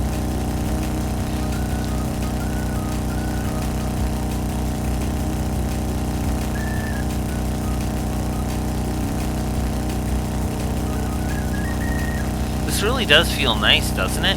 The view from here is great too. Ooh, it's a much more refreshing experience than I expected it would be. Having you here with me makes it a lot more fun too. Aw, thanks. Okay then, I guess we're about done. It's almost time for us to turn back, so I'm going to slow down a bit. Okie dokie, sounds like it's time for the final test. Angelica said that the extra weight with the sidecar means it would take a different approach to slowing down. What did we have to do? Brake earlier than usual. It takes longer for it to come to a stop with the extra weight, so I should put the brakes on earlier than usual.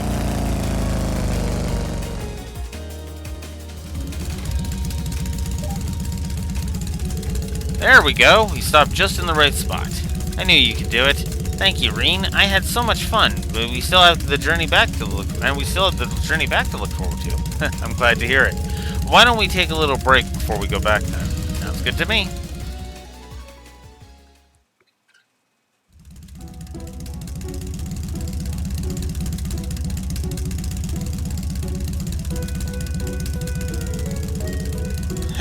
It seems like things went very well for the both of you. I'm impressed you could handle her so well with such different hardware than the last time you rode. Please, I'm blushing here. We really appreciate your help too, Toa. You ended up having a really good time, didn't you? I did. It was a lot easier to just sit back and enjoy myself than I thought. Of course, that's all thanks to Reen. Not at all. Well, the fact that you trusted me and were able to enjoy yourself kept me focused on doing a good job. Well, I always trust in you, so today wasn't anything special. It's nice to hear you say that, though. It tears at my soul to say it, but you two make for a good pair. I was about to say the same thing. Well then, that finishes up the test. Let's head back to the engineering building.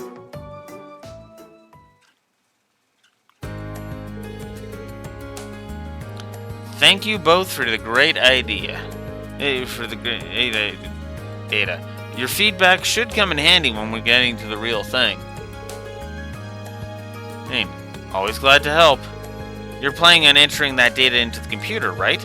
Would you like me to help you organize all of it? Really? That'd be a big help, but are you sure you have the time? Aren't you busy with your preparations for the trade conference? Wait, Toa's going to the trade conference?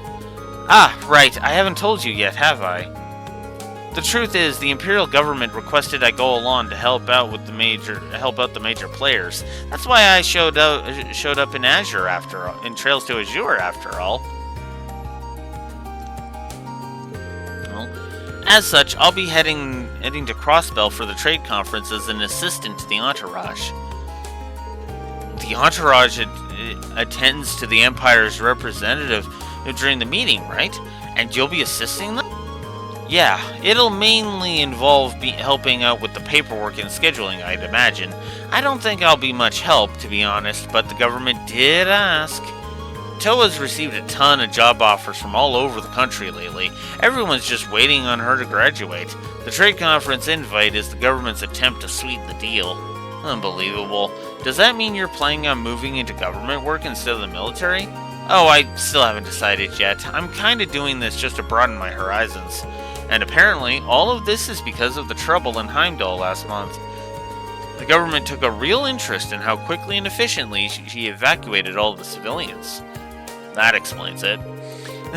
I'd say Class 7 ended up doing a lot more than I ever could have. I even had help from Angie and Crow, too. Even then, it was thanks to your instructions that we were able to split up and handle everything so efficiently. If you did decide to enter the military, I think you'd make a splendid commander. Or, if they had a uniform small enough to fit her, at least. Hey, no teasing allowed.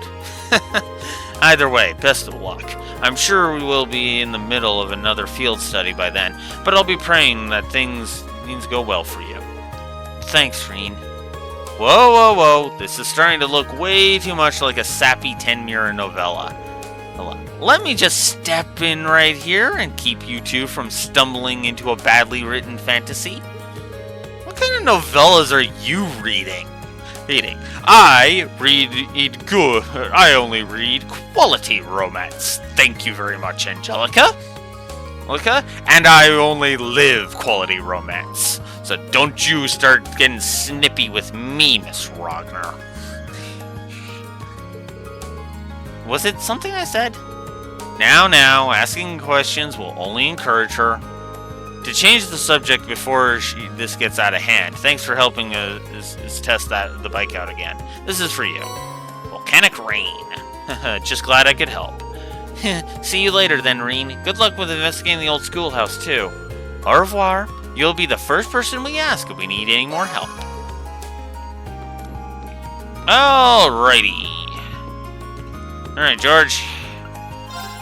I need to check our new recruits. They already have all their slots open. I guess I should have figured that. But there is somebody who needs to...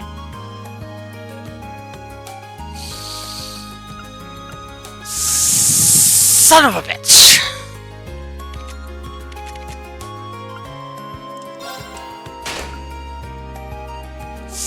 Son of a bitch!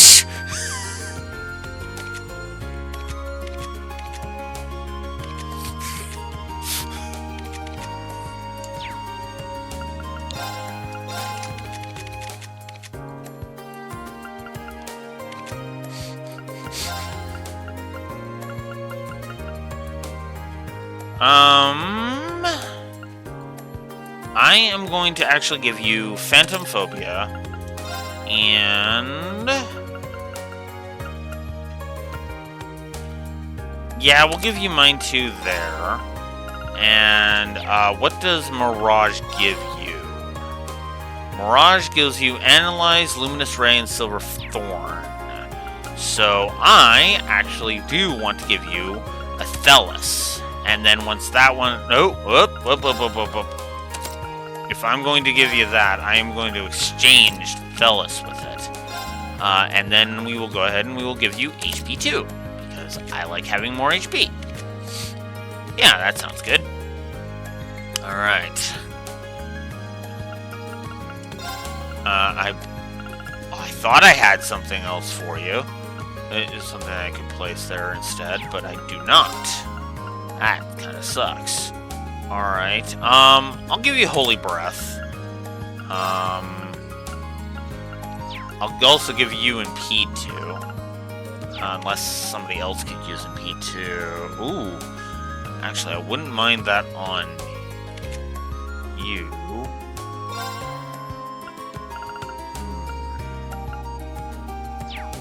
Yeah, no. Give him that. That would be a good idea.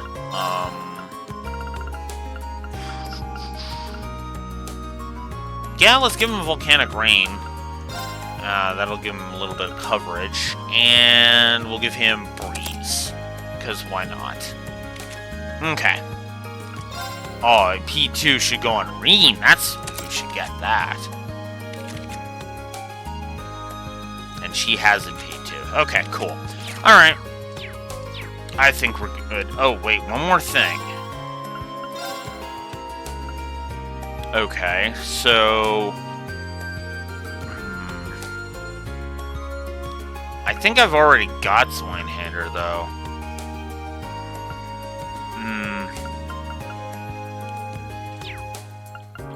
Well, let's see what we got. We got Akio-Kito, so that's already done.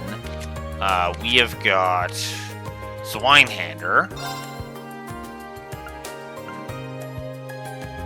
So that's done. I think Stinger ZG-30, which I actually could upgrade it right now if I wanted. And she already has Odd Eyes, so we're good there. Okay. And no upgrading for either of the others. So I'm going to save my U material then. That's what I'm going to do. Alrighty then.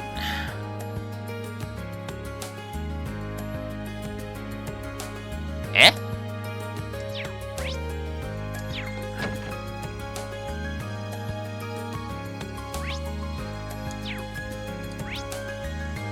Okay, that's better.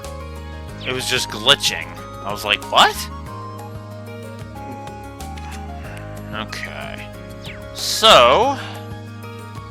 I guess now we'll go ahead and we'll do... Actually, that is a good point.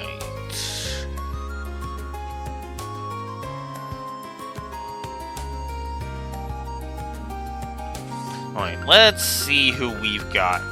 No, not status. Whoops. Well, I guess it's either going to be Milliam or Crow. But I don't know. That seems... No, actually, for this one, no. I'm just going to pick who I usually pick with that. Fuck it. Just fuck it. Just fuck it. Hey, Emma. Hey, Emma, what brings you here? Oh, Reen, you wouldn't happen to have seen Celine anywhere, would you? I've been searching all over for her. Celine? That's your cat, isn't it? Well, I wouldn't exactly call her my cat. She was with me just a little while ago, but she bolted off somewhere like something caught her interest. Huh. I haven't seen her around, at least, not recently. Well, I probably shouldn't be worried about it. She's the capricious sort, but not unlike Milliam, I suppose. She must have run off to have a little cat adventure somewhere. Maybe I should help her look. How about I help you look for her? After all, 2 pairs of eyes are better than 1, right? Are you sure? Well, then, thank you for volunteering.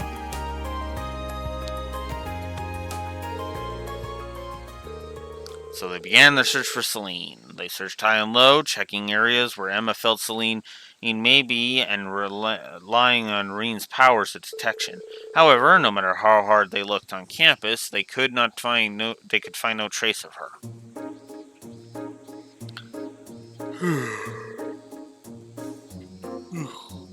I think we're gonna have to start looking in town. But that would take up even more of your time. Don't worry about it. I'll keep looking with you until we find her. Hopefully she really is in town. I'm fairly confident that she hasn't gone somewhere else at least, but we should still try to find her as soon as we can. Agreed. You seem a lot more worried about her than you let on earlier, though. I guess you were just trying to convince yourself not to panic? Something like that. I do think of her as a friend, after all. Right, let's start looking around.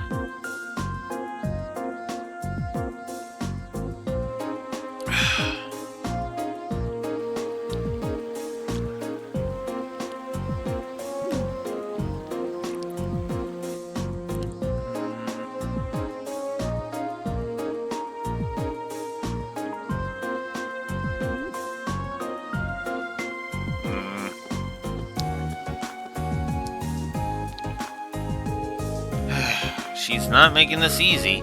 Indeed, just where has she run off to? Celine, could it be? Oh! Is that?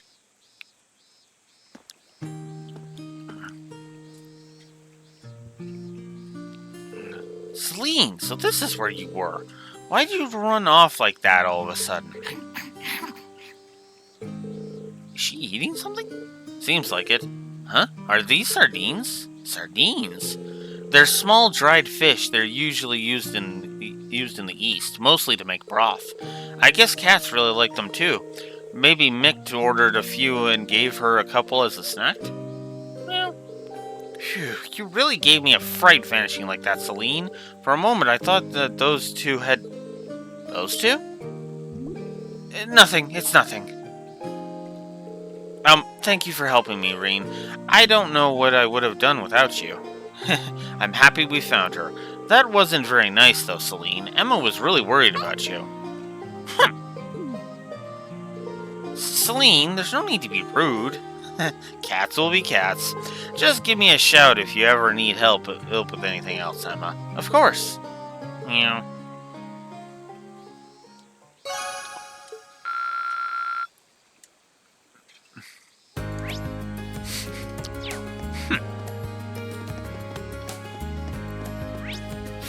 Cat. Okay. There's our... Right. I meant to do this earlier, so let's do this now. Whoops, wrong way.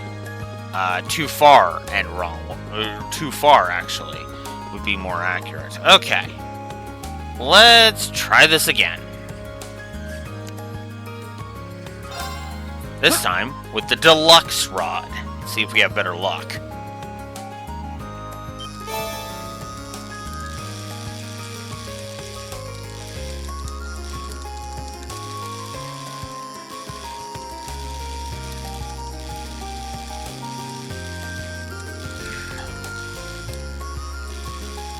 Come on!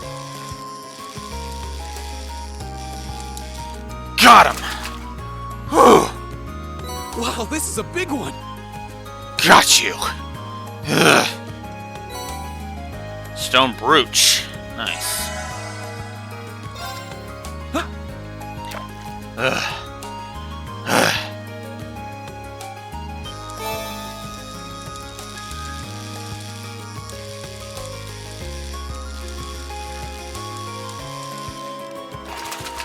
I don't think I've ever caught this one. Not bad.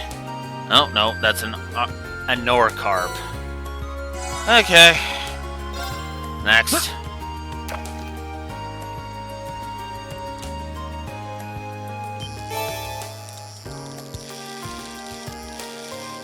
I don't know if I've caught this one before. Pretty easy. He with the deluxe rod, though. Hey, it's a new one. Swordtail.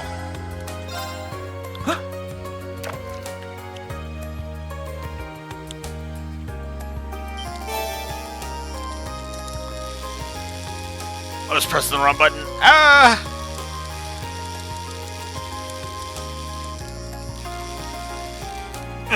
There we go. Caught one. Nice. It's another new one. One more. I might show off what ground bait does.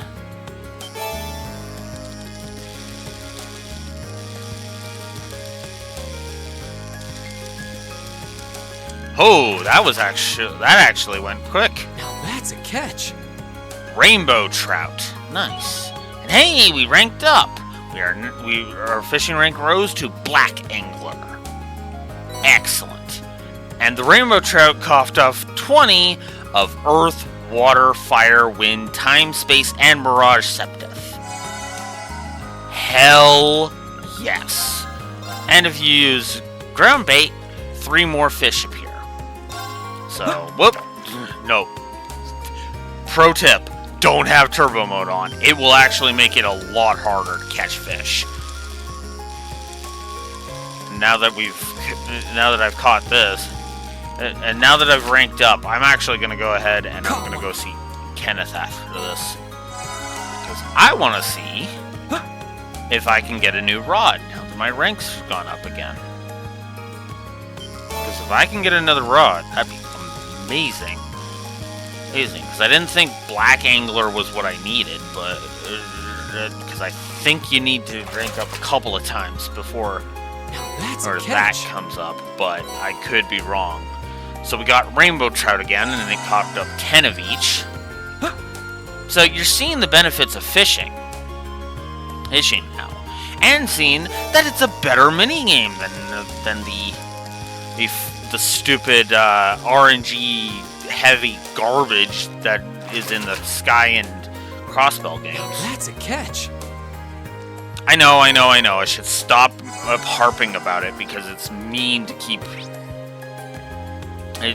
on going on and on about how much I hate fishing in the Sky games, but I do. I hate fishing in the Sky games and in the Cold Steels.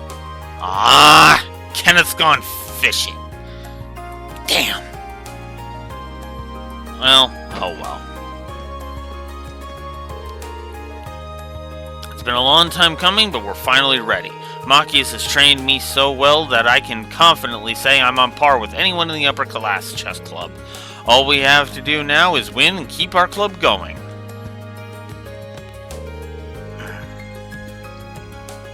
Our match with the upper class chess club is starting soon. We've done all we can to prepare. Now we just need to go on all out. Alright. Cool. Alright.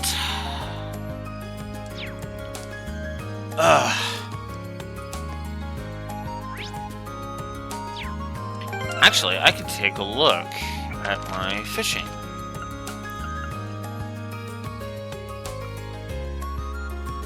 Oh yeah, it even shows you that there's only 3 rods. Nice. Varieties caught at 12 out of 20.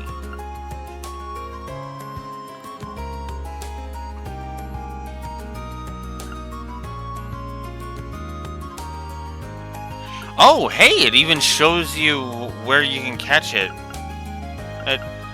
Does it show all of the places? Huh. Or is that just where yeah, locations found, so never mind. Okay, I thought it showed you all the places it would show them, but I guess I'm wrong.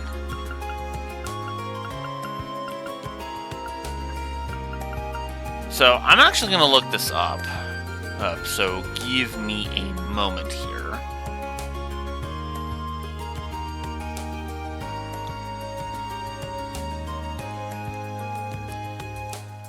So we're gonna do that. Okay, so Swordtail, Gray Crab, Cossagen. Okay, here's one that I haven't gotten. I can get it at... Okay, so I can get this one actually at... the Trista Pond, actually. Okay. Alright. I'm gonna do a little bit more fishing. I am gonna catch as many things in the pond as I can. Oh, hey, Kenneth's over here. Ooh, you're a black angler now. I'm impressed that you've earned the same title as me in such a short time. Should have expected that from a fishing pro like you, though. I'm going to need to fish even harder so you don't overtake me. I can't say it's a bad feeling to be so highly regarded. It took me a while to get the hang of it, but now I feel like I've gotten really hooked on fishing. You know, it's taken hold when you started with the fishing puns. You need to enjoy these things. And now you're a black angler, I can trade you some even nicer stuff. Keep up the pace, Reen. I'm so proud of you. Ah, thanks. I won't let you down. Alright, let's trade some points. Let's get the Lake Lord Star. Excellent. We can get the Salmon Badge, Edge Carp Badge, and the Swordtail Badge now. Alright, so cool. We got the highest rank of thing. Alright.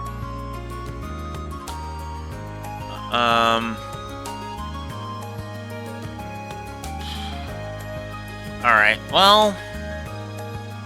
I guess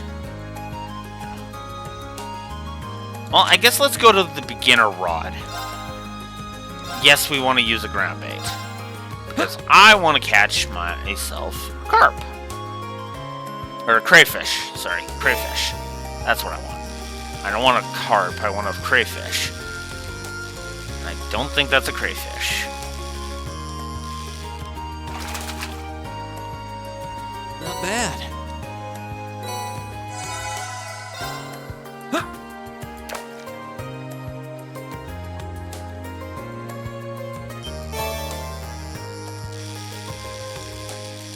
This might actually be what I'm looking for.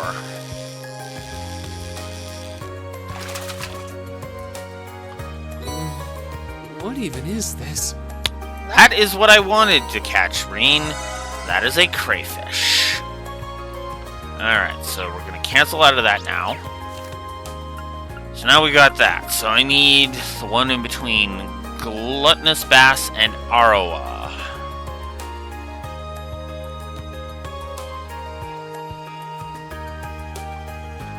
Which is trout. I need to go to Old Schoolhouse 5 to do that. Oh, okay. And that actually requires the deluxe rod. Okay. So there's the 4 after Arawa. So let's see. Oh, I can get that one with the deluxe rod. That's gonna wait for the Old Schoolhouse. I can actually wait until the Old Schoolhouse for this one too.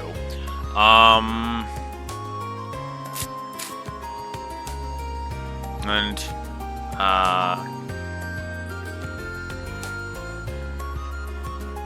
ooh, and then... Okay, so that one needs the old schoolhouse.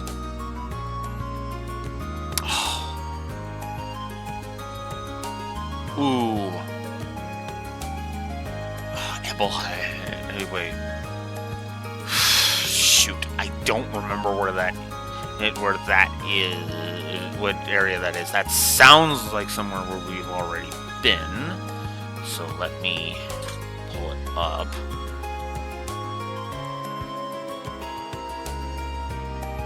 Come on. Okay. Ebel Highway, where are you?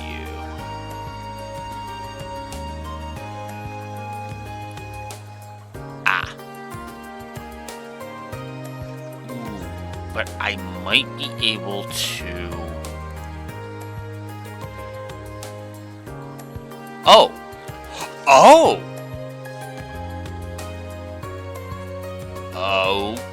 Okay. Okay. Cool. Okay, never mind. That one can wait. Hey, that one we'll wait until we're there. That one I have to wait until we're there. Because I didn't get Lake Lord Star.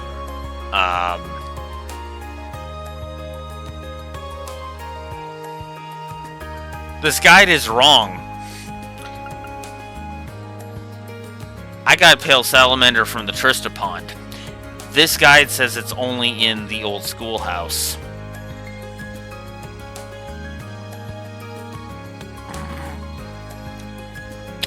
That's funny. That's actually funny.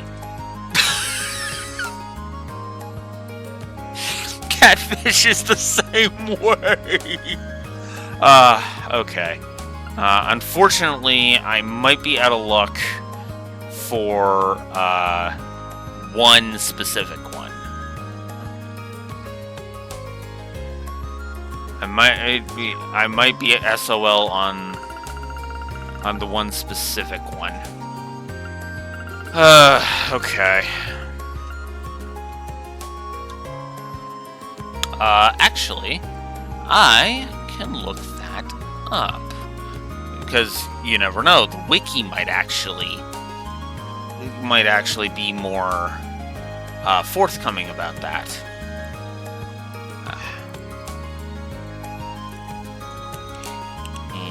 Invisible.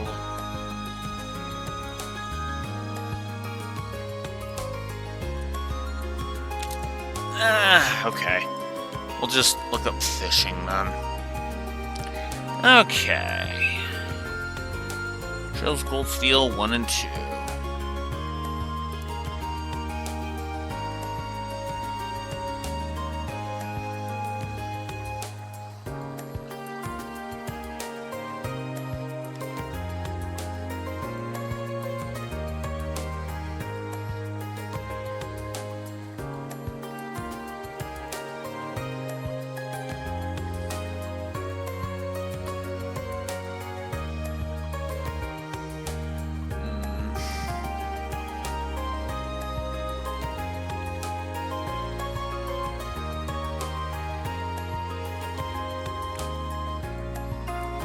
Okay.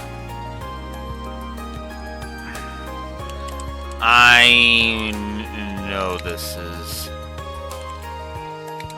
you suck. You are sucking all the fun out of it. You're sucking all the joy out of this. So, SACHS. Wait. Wait, what? What? Oof!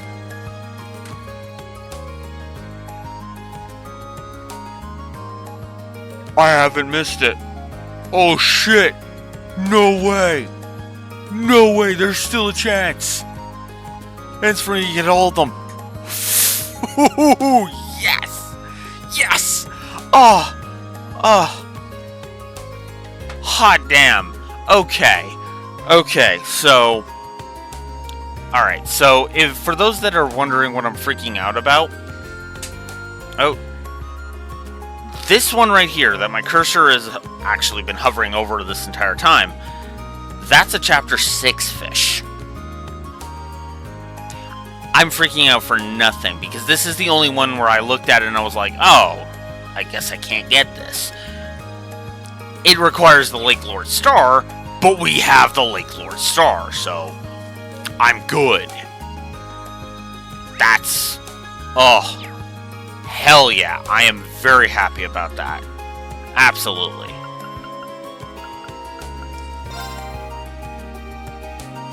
I am absolutely... and I am ecstatic about that.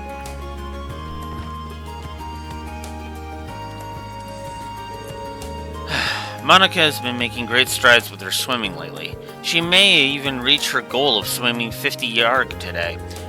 Seeing her push herself like that every day, it makes me proud to be the one to coach her.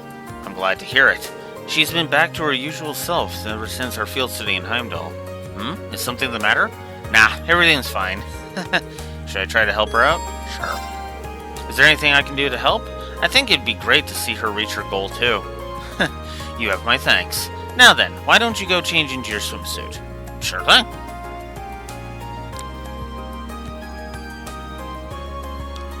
Monica, today is the day that you clear your 50-yard goal.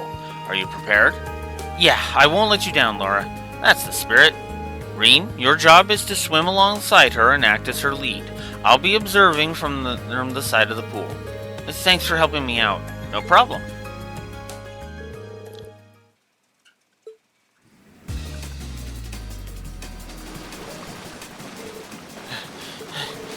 You can carry this through to the end, Monica. I know you can. Come on, you're almost there. Only 3 yards left. 2, 1... She did it!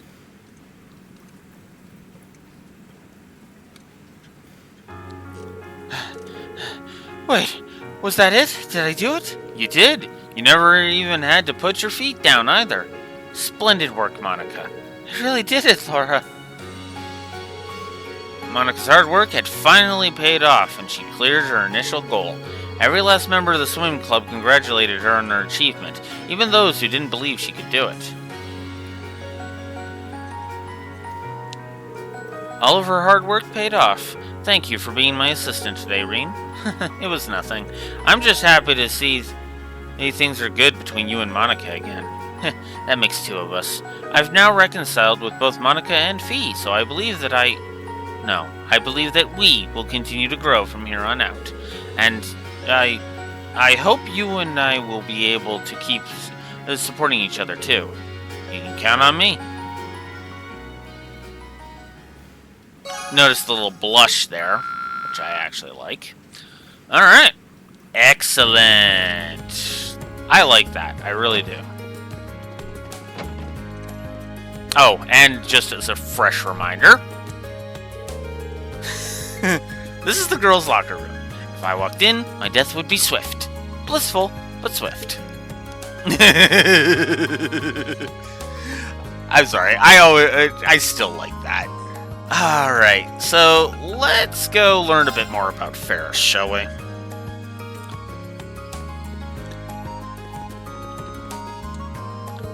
I knew this would happen. Ferris can hardly go 2 seconds without challenging me as some sort of competition.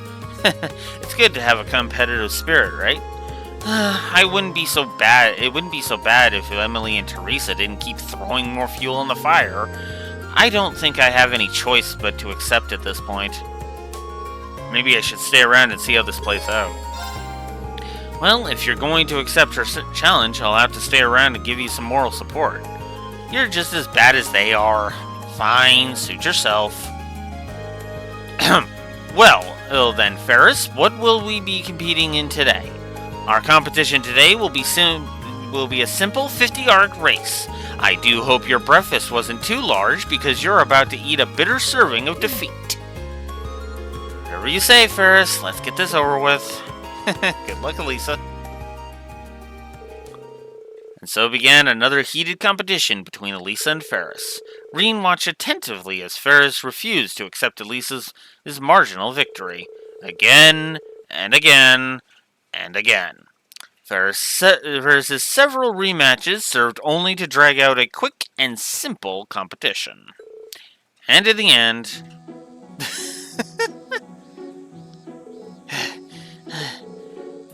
looks like Elisa's our victor.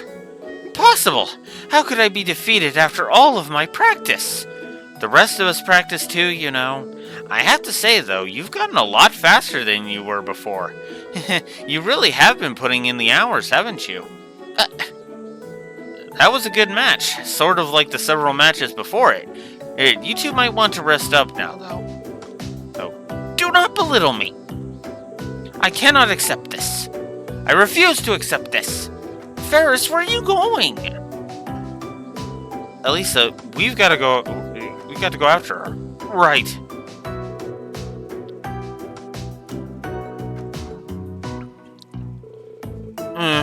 Must not be at the academy. Sorry about this, but would you two mind looking for her off campus? Of course. Where in the world could she be?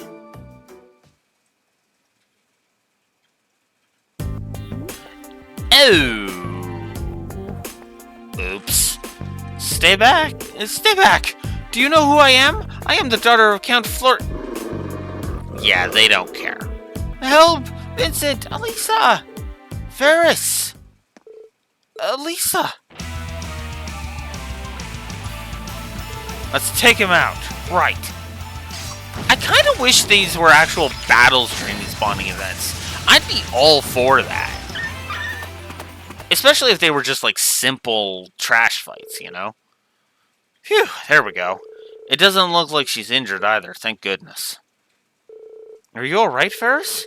You just had to choose the highway of all places to do your sulking. Elisa, for what purpose did you chase me out here? Are you here to laugh at me? Belittle me for losing to you? Of course not. There's no way I'd ever do something like that. Why is it so hard to believe that I just want to be your friend? That I want to train and get better with you? In all honesty, I wanted to become friends with you as well. However, I could never once bring myself to admit that. So that's how you really felt. In any case, in that case, how about this? We can keep competing against one another, but as friendly rivals.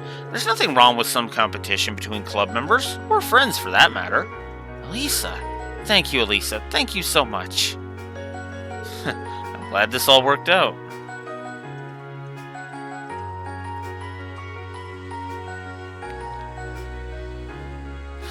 Thanks, Reen. You really helped us out.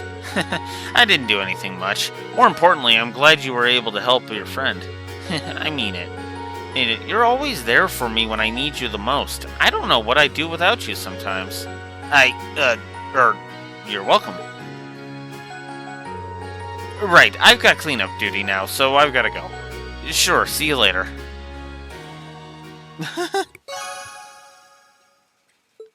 Again, I like it when the game pushes them together naturally. The game is going to overemphasize it, but it will keep doing it naturally, and it's what I like. None of that artificial garbage like with Lloyd and Ellie. What? I'm not apologizing for speaking the truth.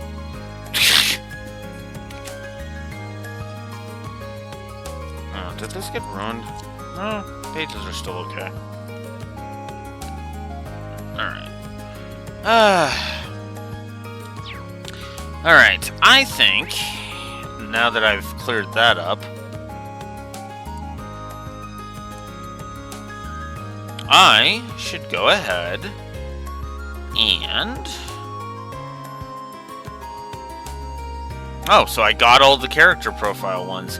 There was only two, Lisa and Laura's. Alright. Now...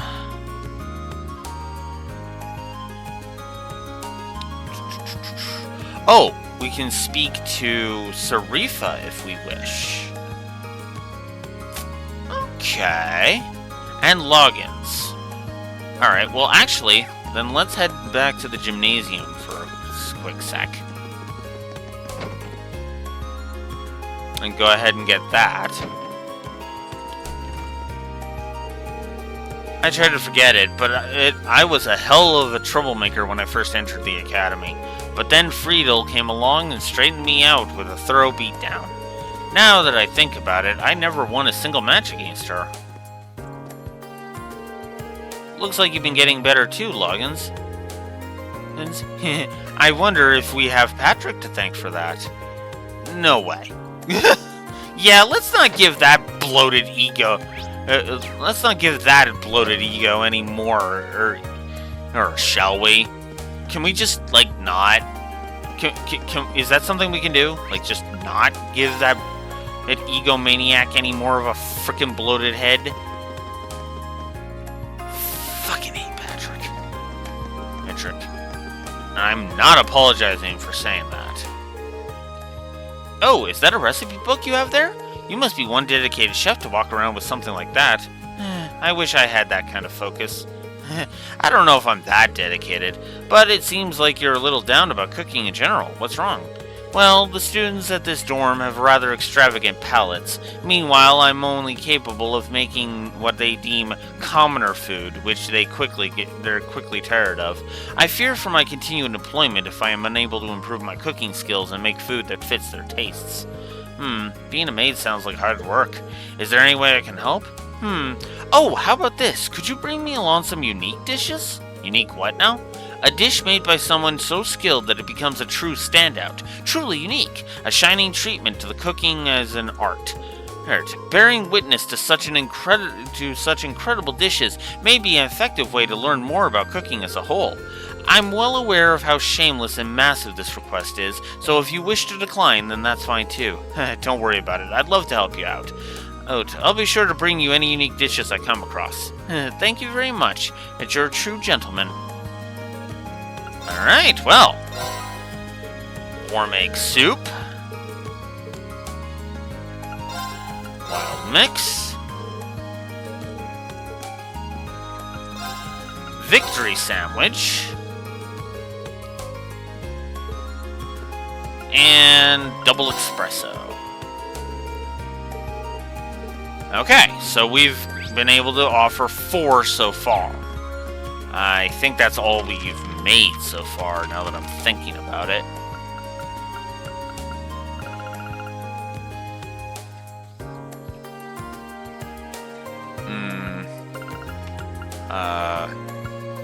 Yeah. Is there any that Ireen's good with? That's actually a good question. Crispy pizza. Oh.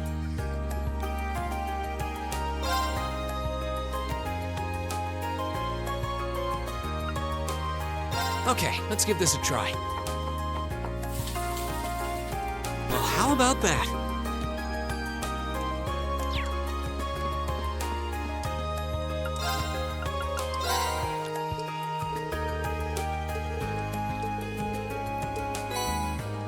Some tear bombs. It's not much, but...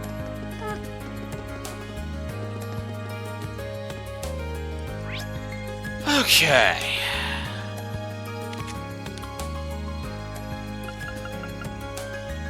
Let's head to the Student Union building, because I believe that's where we need to start the Thor 7 Mysteries quest. Yep. Alright. Oh yeah, there's one more thing. Hard at work as ever, I see. It's good to work all the time. It's no good to work all the time, you see. Sometimes you need to take a rest and enjoy something sweet. In fact, I know just the dessert. Let me teach you. Okay. So we got custard. Alright, so we'll have to do some cooking with the others.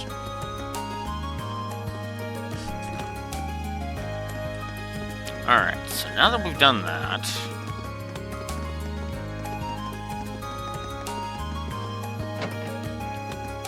let's speak to Beryl.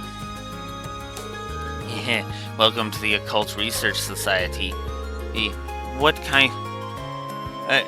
what kind of fortune would you like me to tell you today, Regine of Class 7? Health? Romance? I can even give life advice if that is what you wish. Sorry, I'm not actually here to get my fortune told. Don't worry, I'm well aware of that. You were sent by the student council, weren't you? You could have at least played along a little, though. You're not much fun.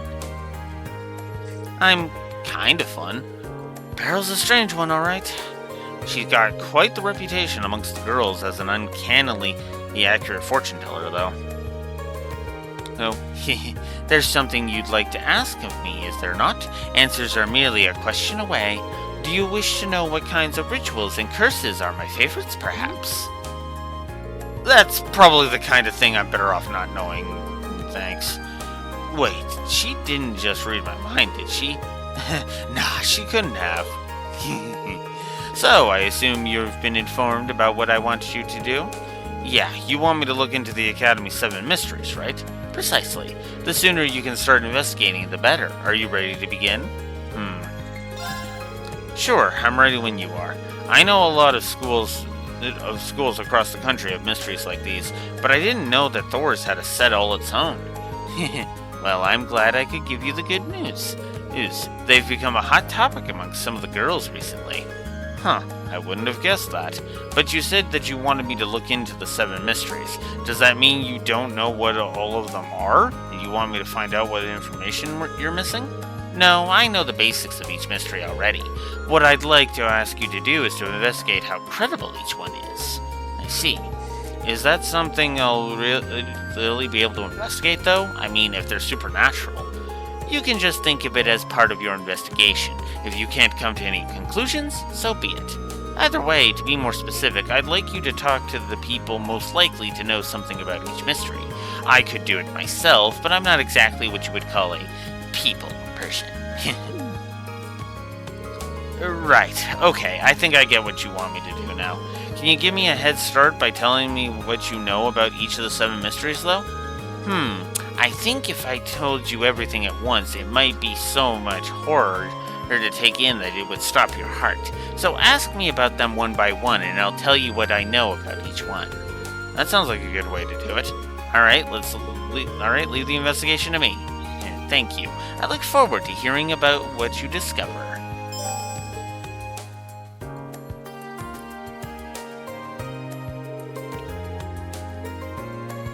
Alright, let's ask about the first mystery. The crying sculpture. The sculpture in question rests in the art room. It's used as a reference for sketches. However, if you dare draw near, you can see tear tracks down its face. Whoa.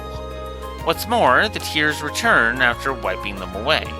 Rumor has it that the tears originate from a human head contained within. Okay, I was on board right up until then. That's a little too extreme to believe. You think so too? Even so, these sorts of stories always contain some kernel of truth. Perhaps speaking to the head of the art club will allow you to find it. The second mystery is that of the haunted piano. Late one night, a student walking by the music room heard someone playing the piano. Drawn by the sound, she took a peek into the room, only to find it empty. Well, the name certainly fits. They claim it's a music-loving ghost playing the piano in there. A ghost who likes music, that's all? Seems a bit lazy to me. Agreed. At least give the ghost some elaborate, tragic backstory to explain its connection to the piano. Regardless, perhaps you could learn more from the head of the wind orchestra. I believe his name was Hibel? Thirdly, we have the mystery of the Forbidden Tome. Now, this one is interesting. Apparently, the Academy's library houses a book containing one of the world's greatest secrets. The book is passed down from one library head to the next, all of whom are tasked with keeping it safe from prying eyes. You weren't kidding, this one is pretty interesting.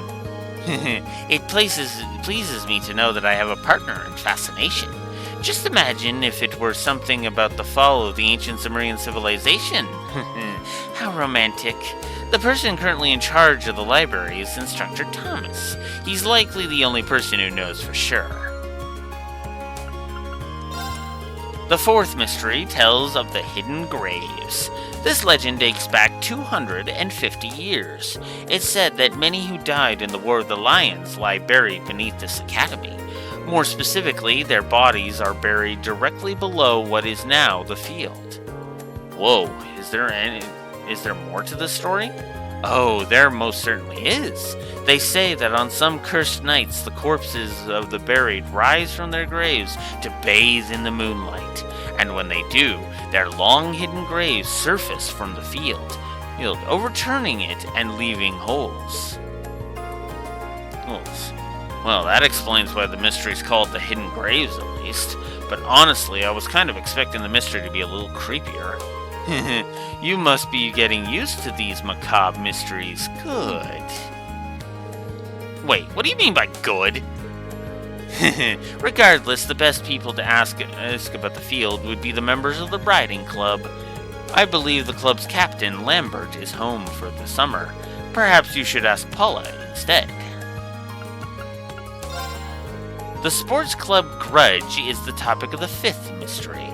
Given how hard the sports clubs train, it's not uncommon to hear screaming coming from their general direction. But some say that the screams can be heard coming from something else dwelling in the gymnasium. The rumors say that these screams are a grudge of sorts, a manifestation of all the stresses sports club members face. This one seems a bit backwards to me. Working up a sweat should wash away your stresses, not make a monster out of them. Only a select few would share that sentiment. Such ignorance of others' feelings might just lead you to an unfortunate end. Right. No matter. It may be wise to ask the captain of the fencing club for further details on this mystery. I think her name was Friedel.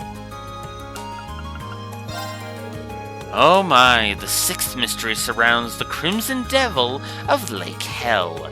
Have you paid much mind to the pond beside the gymnasium? Some say that it has a direct connection to Hell itself. More amazingly, they say a resident of Hell, the Crimson Devil, shows up at the pond from time to time. Well, that's certainly something. Any word on what it looks like? Sadly, the only descriptor I've heard is that it has 2 massive claws. It might be best to ask someone who fishes there often if you wish to know more about this mystery. Do you know Kenneth? He's a first year in the Imperial Fishing Club. He's a noble, though he acts as though he's not. Nevertheless, he is the club's head. Perhaps he knows something. The seventh and final mystery is that of the poltergeist in the upper class dormitory. To be frank, I have very little information about this one, but it seems as though furniture, cutlery, and the like are often found broken in the upper class dormitory. And people are saying a poltergeist is responsible? So it seems. Considering the mess it seems to be making, I can only imagine that the dormitory's maids would know something. Perhaps you should ask them for information. Alright, well, now we have a clearer picture of things.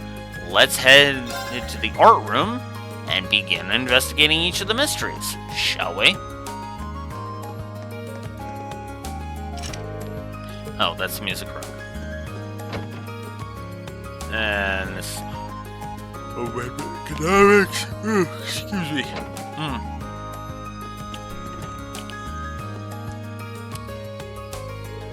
I'm pretty sure this girl's the head of the art club. Excuse me, could I have a moment of your time? No, I'm busy. But my ears work, so I can listen to whatever you have to say. Go ahead, state your business. Okay. I guess she's gonna keep working while I talk. That's pretty impressive.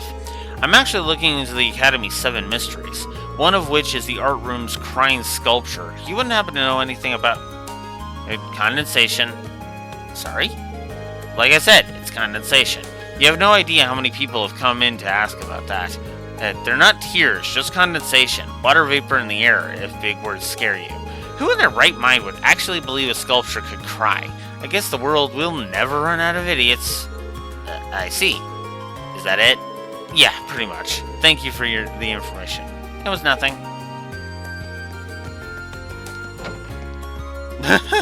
Simple enough.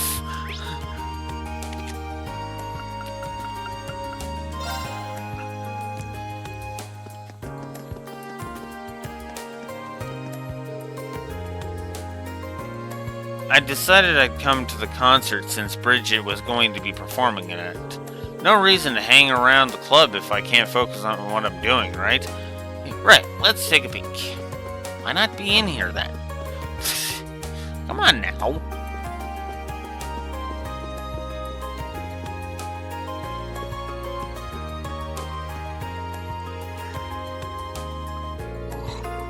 I think this is Hebel, from the Wind Orchestra. Oh hey, what's up? I have a quick question for you. I'm trying to investigate the 7 mysteries of the Academy. Have you heard about the haunted piano? Oh, that story. That's the one about the ghost playing the piano in an empty room, isn't it? Oh, so you do know it. What can you tell me about it? So you want to know the truth, huh? As it turns out, the ghost was me all along. Whoa, really? Okay, calm down. I didn't mean that I'm actually a ghost. The rumor started spreading because someone heard noises in what they thought was an empty room, but I'm pretty sure they just stumbled along while I was tuning the piano. Really? Yeah, it's not exactly rare to end up totally obscured from view when you're tuning in certain parts of it. Chances are that whoever heard that at the time just couldn't see me. So basically, I'm your so-called ghost. That makes sense, right? Sorry though, you were probably hoping for something a bit more exciting. Not at all. You told me just what I needed to hear. Beryl might not be too thrilled though. Thanks for your time. Not a problem.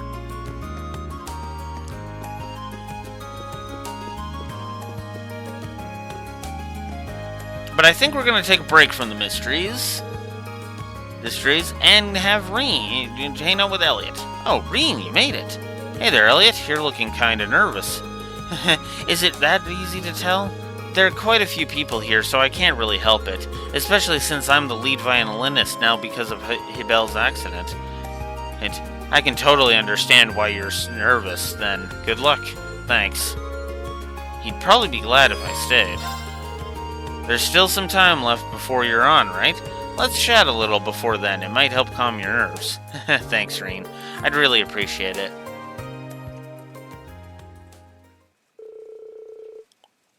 Elliot started tuning his violin before the performance began.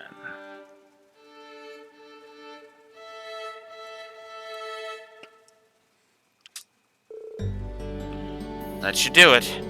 All that's left now is to wait until it starts. All on now. You're looking pretty confident, though. Huh? Well, I mean, I can tell you're nervous, but you look focused, like you just had a big distraction taken off of your mind. You're probably right. And I think that's thanks to last month's field study. Now that you mention it, a lot of good things happened to me while we were back in Heimdall. I got to meet my friends who ended up attending the music academy, and I got to talk to you about everything.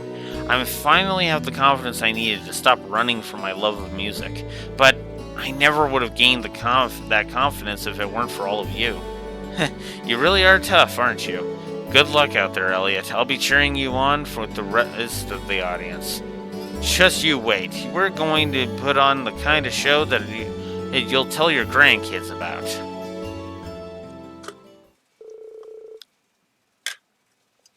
And so began the Wind Orchestra's performance.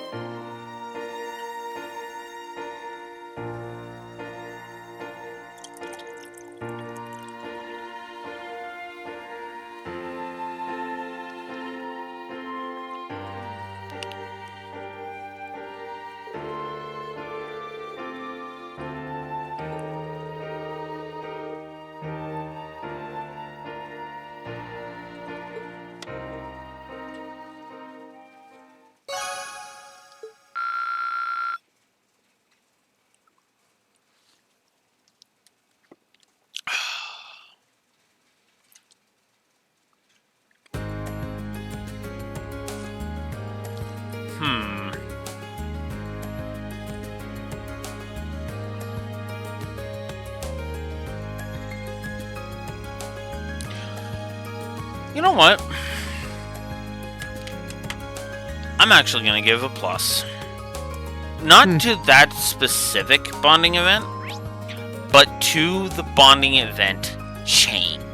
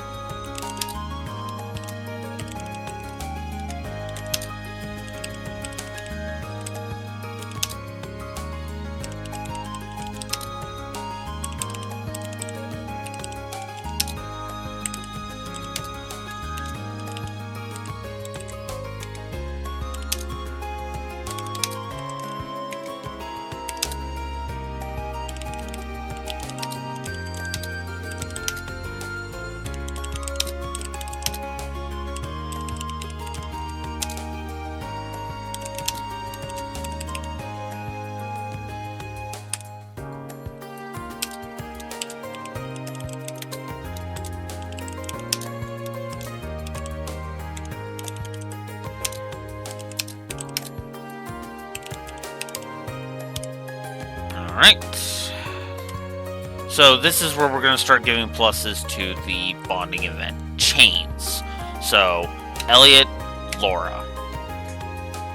Now, let me explain this a bit. The reason why it's for the chains and not for individual bonding events is because I don't feel that the individual bonding events warrant it. Don't get me wrong, I like some of the bonding events, but I don't feel like one of them in particular has been a standout performance. We will get one later. We will get one. Well, actually, we'll get one in this very game. Actually, funny enough, we'll get several that are worth that, and that's the final bonding events. But there's also ones in Cold Steel 2. There's one in particular that I can think of where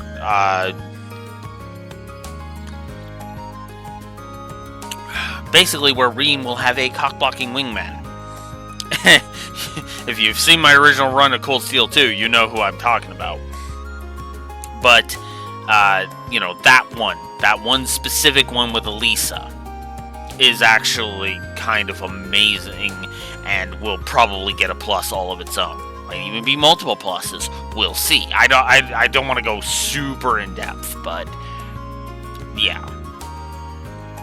But yeah, no, I do still think Elliot's chain really warrants a plus. I don't, but that wind orchestra performance by itself, not really enough to warrant a plus. But the bonding events up to this point, oh, absolutely, they're worth a plus. Ditto Laura's, because Laura's it really does continue to show her determination, and it's kind of and a lot of these bonding events are kind of a showcase of the character's growth. While at the same time, allowing us to dive into the characters even more so than the main plot line does, which in many cases is actually very helpful. It's also called what I like to call the Fire Emblem approach, as the support conversations in Fire Emblem usually are how you get to know your characters, which is obviously absolutely necessary because of the very nature of Fire Emblem just having so many recruitable characters. You need those little moments to help flesh out the characters more, in my opinion. And this is a great way to do so. Which is funny because I've actually compared this more to the social links of the Persona games than that. But at the same time, yeah. Alright. So, before we go chilling with Gaius and Eustace, we are actually going to head to the library to continue the mysteries. Rean, my boy, what sort of questions has your inquiring mind come up with today? As it happens, I'm looking into something for a fellow student. Do you know anything about a forbidden tome supposedly locked away in this library? A forbidden tome? My, what a fascinating idea! Just imagine if it contained details on the sacraments of the ancient Sumerian civilization. Or perhaps it could be a grimoire, or written by the Crossbillion alchemists of the Middle Ages. More subtle external continuity. Me like. Wouldn't it be thrilling if one really existed? Yeah, it sure would. In other words, it doesn't. But what exactly inspired you to ask about this imaginary tome? Well, I'm investigating the 7 mysteries of the Academy, and one of them has to do with a book full of the world's greatest secrets hidden deep within this library. Ah, so that's what this is all about. This year's story is even more absurd than the one I heard last year, but I do believe I know what you're talking about. You do? The tome the story refers to is in fact a volume of, how shall I put this, a gentleman's special interest literature. Seriously? Seriously? It's a porno mag? I mean, that would be a forbidden tome for students, but...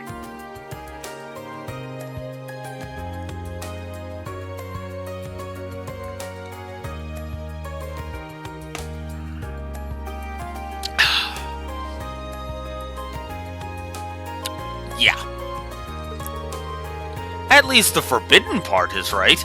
Not because it's dangerous or anything, but because it's rather naughty. Hey, we tell you boys time after time not to bring those sorts of things into the academy, but someone always has to try. Well, boys will be boys, I suppose. This little tale started because we gathered the contraband here before we dispose of it. Well, that's one way to do things. Okay, on certain things, yeah, the boys will be boys statement is kind of dangerous. But for something like this, yeah, just confiscate it and toss it, because you're not going to be able to stop boys from trying this. I mean, come on. You know? And in some cases, with certain exceptions, like a military school confiscating stuff like that, I think that it really shouldn't be heavily restricted. You know, it should be, you know, more encouraged to be done in private and not, you know, done publicly and blah, blah, blah, blah, blah, you know? But at the same time, it's like, yeah, time and place, you know? As long as, you know, they're not treating that as reality, so to speak. You know? So, if you happen to have a prized collection of your own, be sure to leave it under your mattress back home. Unless you want me to find it and share what you're into with Instructor Sarah and the rest of the faculty. I have no idea what you're talking about. I totally don't have... I totally don't have a collection of, you know, ridiculously powerful female bracers. A magazine full of female bracers that are totally badass and powerful.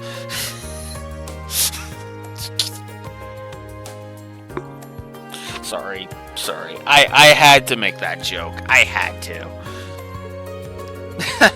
Well, anyway, there's nothing especially unusual or mysterious about this library, I'm afraid. You have made that abundantly clear. Thank you for your time, Instructor. I love that. So there you go. As you can see, really great. Really cool. I really like it. I do like Instructor Thomas. I think he's awesome. Okay, next up, Paula in the Academy Field.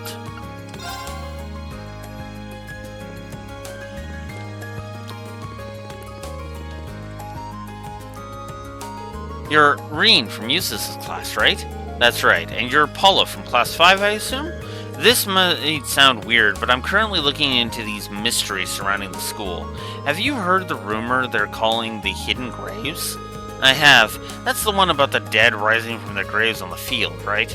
Lambert and I found a hole on the field a while back, but the only thing to come out of it was an exam with a bad grade. Seriously? Yep, seems like someone couldn't deal with getting a score that bad, so they tried to put their test 6 reg under. They didn't even bury it though, just dug a hole and tossed it in. We filled it up since someone could have tripped. But with a grade like that, you could say the only grave our culprit dug was his own. Yeah, that joke was so bad I can't even force myself to laugh. That aside, thanks for the info. That was a big help. Next up, the gymnasium to speak to Friedel.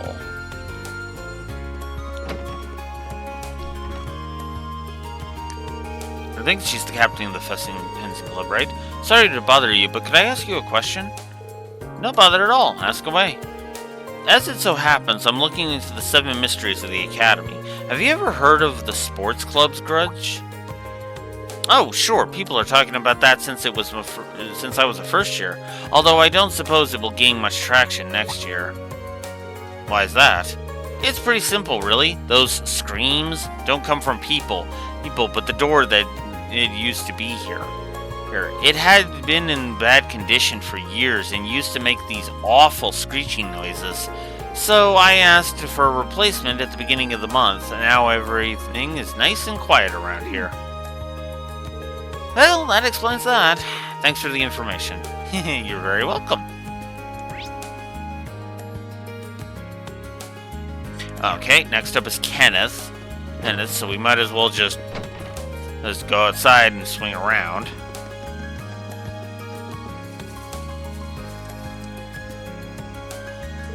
Hey, Irene, still fishing the good fish? I don't think that's how the saying goes, but I guess you could say that. There's actually something I was hoping to ask you about. Does the Crimson Devil of Lake Hell ring any bells? That's the one of the Academy's 7 big mysteries, right?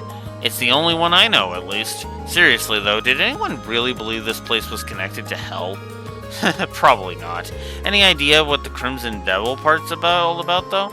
That's probably a crayfish. You see them around every so often. That must be it. What's a crayfish? Red thing. Kinda looks like a crab. It even has 2 big claws, just like the devil's supposed to. I wouldn't be surprised if a crayfish inspired the whole thing. Yeah, especially when you put it like that. Thanks, Kenneth. And last but not least, he's Lot, who we actually offered to help do with this unique recipes. So let's speak to her again. I can't think of a better person to ask about the upper class dorm. Excuse me, would you mind if I asked you a question? Of course not. How can I help you? So I'm investigating the 7 mysteries of the Academy. There's one story about a poltergeist in this dorm, but would you know if there's any truth to that? I do, in fact. Some of the more experienced maids told me all about it. I've even seen it for myself. You've actually seen the poltergeist? Oh, not quite. There was a much simpler explanation behind all the havoc. As the story goes, plates are broken and utensils strewn about the kitchen, correct? But these things happen when girls try their hands at cooking for the first time. The kitchen can get very chaotic. This tends to hit its peak in May when more of them want to practice for their cooking classes. But I think a poltergeist makes for a far more interesting culprit than people who are sharing stories. Ah, that explains it. Thanks for clearing everything up. I'm glad it could be of help. And that's the 7th mystery elucidated. In the end, none of them turned out to be as spooky as I'd hoped, but oh well. I hope Beryl won't be too disappointed.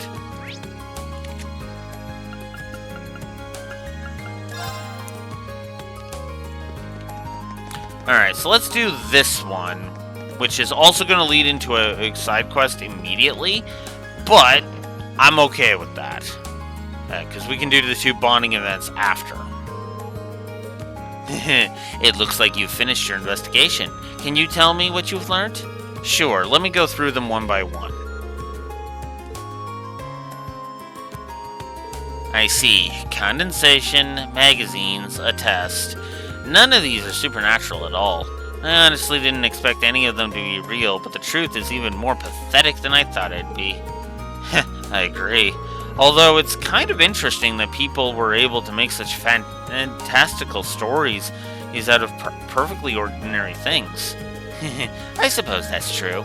Still, I'd like to thank you for looking into everything for me. So here you go. It's something hexed with one of my favorite curses. Nightmare. Thanks. To tell you the truth, I'm a little surprised none of the mysteries had anything to do with the old schoolhouse. It seems like the perfect setting for a good ghost story. I wonder why it didn't come up. I mean, we already know there are strange monsters in there. What are you talking about? Of course it comes up. In the real 7 mysteries, at least. What? Could you say that again? I couldn't quite make that out. I didn't say a word. Perhaps your investigation has gotten to you. I could have sworn I heard you say something about the real 7 mysteries. Ah, well, it's probably a better idea not to get into it. Hello, Insurance Class 7 speaking. It's Sarah. You're knocking out those requests for the Student Council? Yeah, I've made my way through several of them now, and I'm just getting started on the rest. Nice. I've got something to talk to you about, so come along to the faculty lounge when you can. I'm not going to take it out on your grades if you don't show or anything. It's just a personal thing. Later. Didn't even wait for to hear my response. Oh well, I suppose I should go meet her at the faculty lounge when I get a chance. That's right, I don't have to go right away. So let's go ahead and do a couple of bonding events first.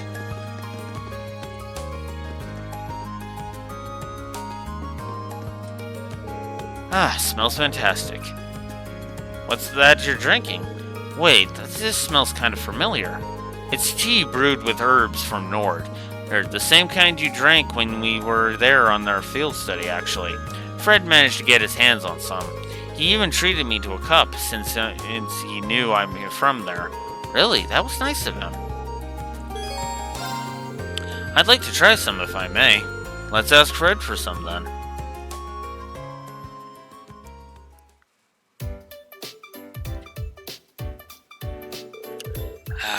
This smells really soothing. Reminds me of the tea I always used to drink back home. Now I want to see Toma and everyone else again. Kinda reminds me of the delicious food we had there too. Now I'm getting hungry. Well, I think I know the solution for that. I've got a job for you. Oh? What kind of job? I've been thinking of some new stuff for our menu, so I figured I'd try my hand at a classic from Nord, but it's not going too hot. That's where you come in. Tea's on the house if you help me out. Oh, I see now. Gaius would be the man to ask for that stuff. Happy to help, especially if you're promising me more tea. I'll see your tea and raise you taste test privileges on everything I make. Now, come on over here.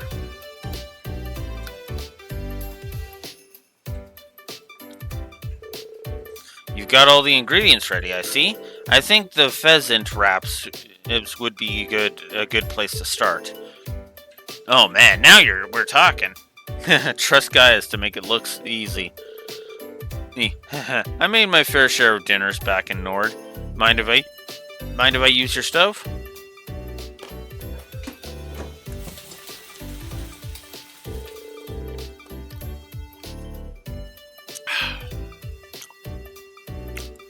Actually, whoa. I wanted to do that, actually. Because I'm gonna need this in a moment. In a bit. In a bit. In what seemed like no time, the pheasant wraps were ready.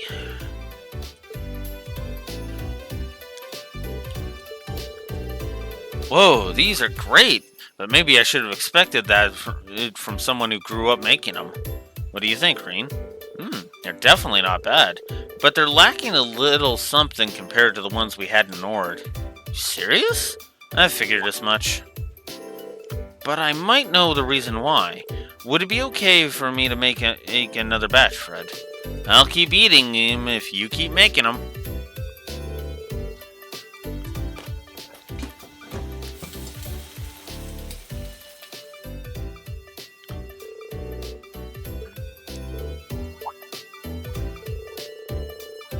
Whoa, I don't know what you did, but this tastes even way better than before. Yeah, now this lives up to what we had up there. What'd you do differently, though? Seems like I wasn't thorough enough when I prepared the herbs. Mostly because it's been so long since I tried making any of my home cooking. But your criticism reminded me just what I was missing. Great, not only does my cooking get better, yours does too. Thanks a lot, both of you. This new menu's gonna knock 'em dead. Can't wait to try it. I'm surprised you noticed the difference, though. It's kind of nice to know our food left such a lasting impression on you. When I eat something delicious, I tend to remember it.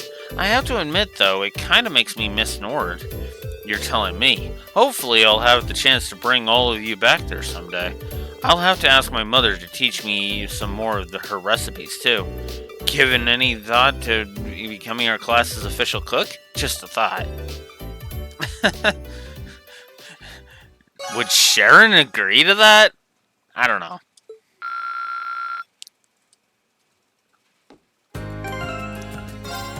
Anyways, I should check Nightmare.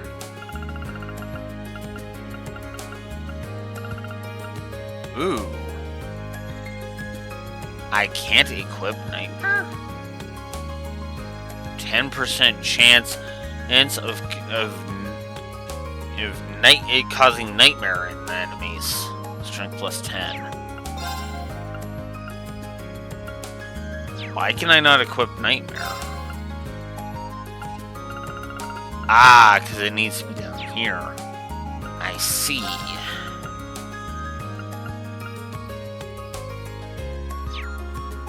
Can we go here? I could. I don't necessarily need Analyze. Yeah, I'm gonna do it. Okay. Alright.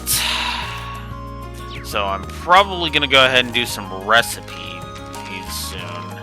Now that I've thought about it. Alright, so I've already offered worm egg soup. I haven't done a sweet cookie yet. Pretty sure. Did I do wild mix? I think I did, actually. So that one I'm pretty sure is done. Victory sandwich, I'm pretty sure I did. Nord tea. Pretty sure I gave that one. I obviously haven't done the creamy chowder, which is actually what I'm gonna need. I have all the ingredients for this one, so we're good there. Alright, so this is creamy chowder. Creamy chowder.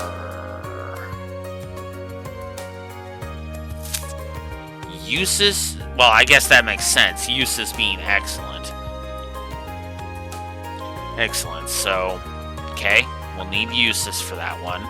I've already offered that. Roasted coffee is Machias, but I've already given double espresso. Fried fish is the next one.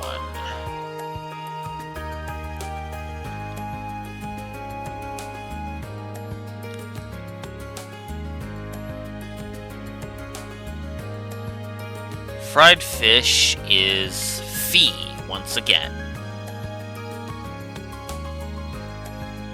And so Fee is definitely going to be needed for this. Custard pudding, which I obviously haven't done, because I'm pretty sure I just got it, is going to be Elliot. Alright. And that's all I've got. Okay. This is actually for something else, by the way. Not giving her... Actually, yeah, that's a good point. This isn't going to be for that. So, yeah. So, actually, because I want to make a bunch of unique dishes that'll, you know, work out. So. Alright. So.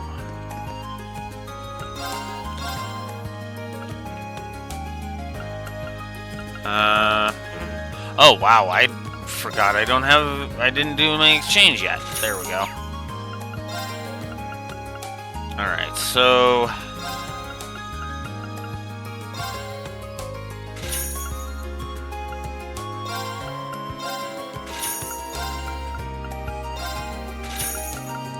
fresh herbs. Crisp onions. Flaky potatoes.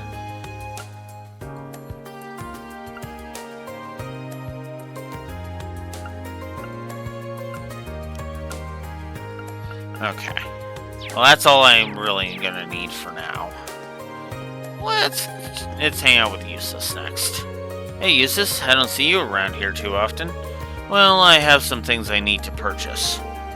Oh, stuff for the writing club? Well, not exactly. Anyway, don't mind me. It's nothing of particular importance. Well, he's definitely got something on his mind. Well, I'm here, and I've got some time to spare. Why not tell me what's up? I might be able to help you out. You really do enjoy sticking your nose into other people's business, don't you? I mean, if I'm able to help, why not?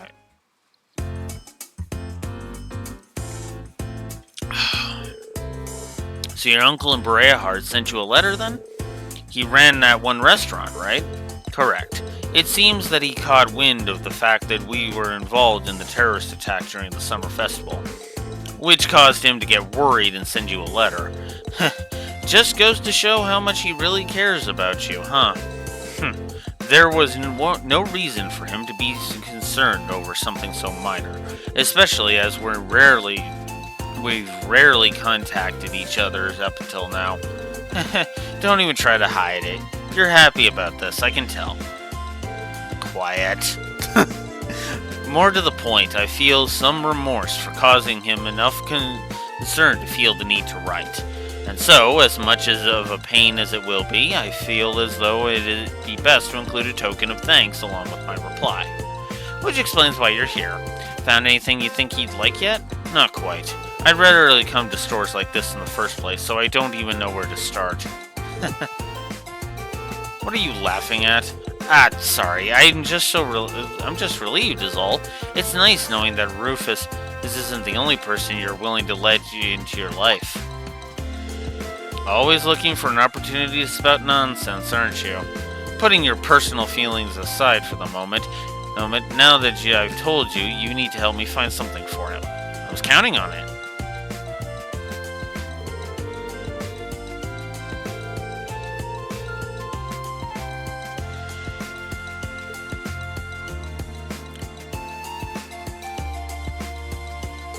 Apologies for taking up your time. Don't worry about it. I'm sure your uncle will be happy about this. One can only hope.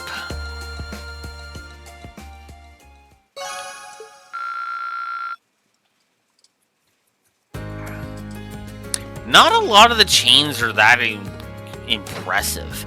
It's actually one of the reasons why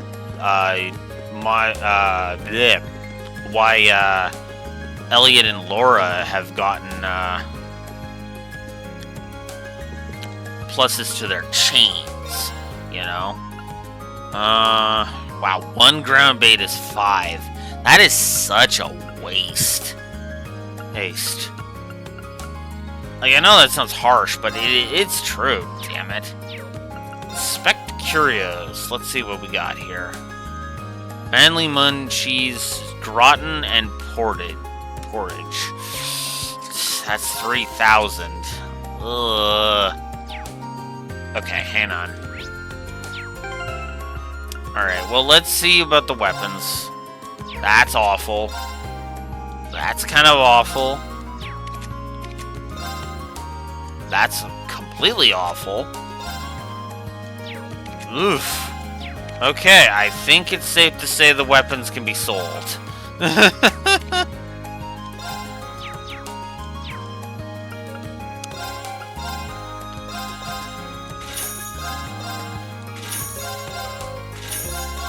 At least they sell for good money. Honey, I'll give them that.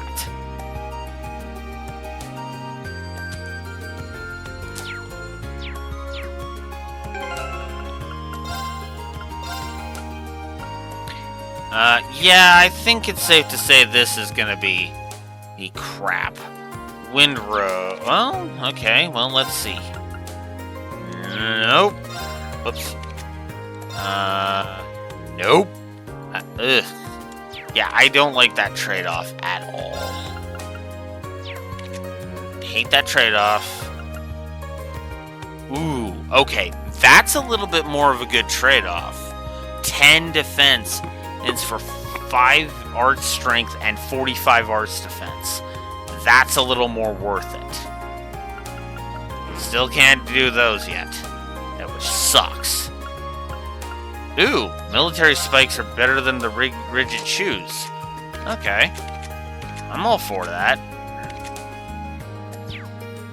Alright.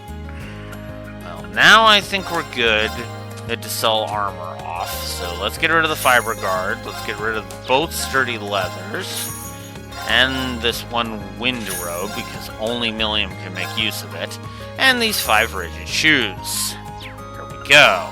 Now I think I'll grab Manly Munchies, and it means Portage and Gratin, and we're good.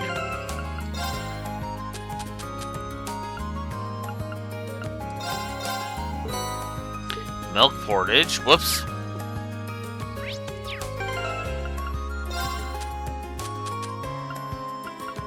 and Groton. Okay. Now we got 2 more recipes we can check out. Alright. So... milk porridge. Porridge is Laura.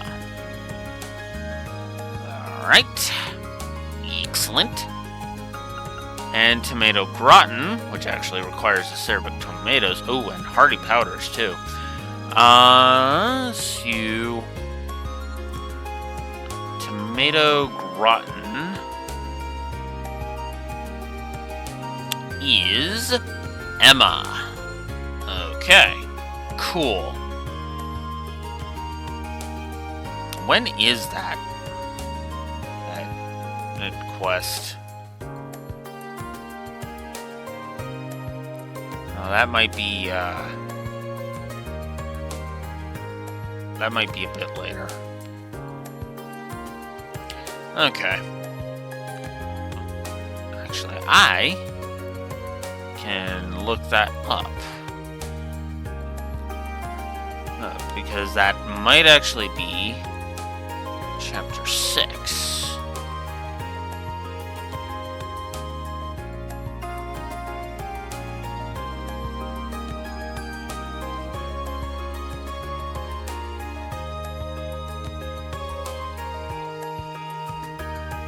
Okay, here we go.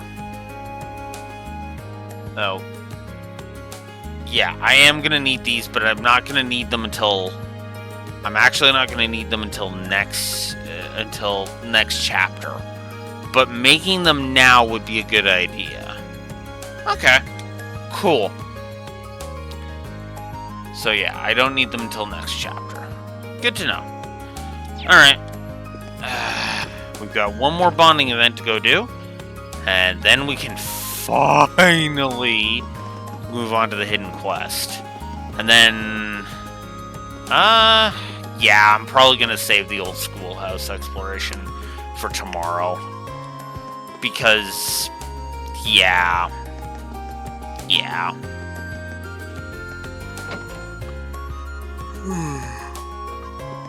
Not the least which being thing. There's no reason to head past here. Oh yeah, because Crow's right here. Oh, what are you doing here, Crow? Yeah, Reen, I left something here yesterday, so I just came to pick it up.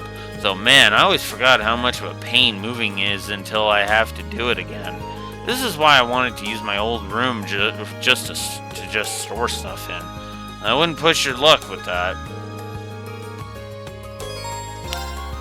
I don't mind giving you a hand. You look like you need it. Seriously? Man, I guess they were right when they said you can't beat having a loyal first year at your beck and call. Oh, just to make it clear, this is unpaid labor, I'm afraid. Don't worry, I wasn't expecting payment from the guy who conned and bit the mirror off of me. Yeah.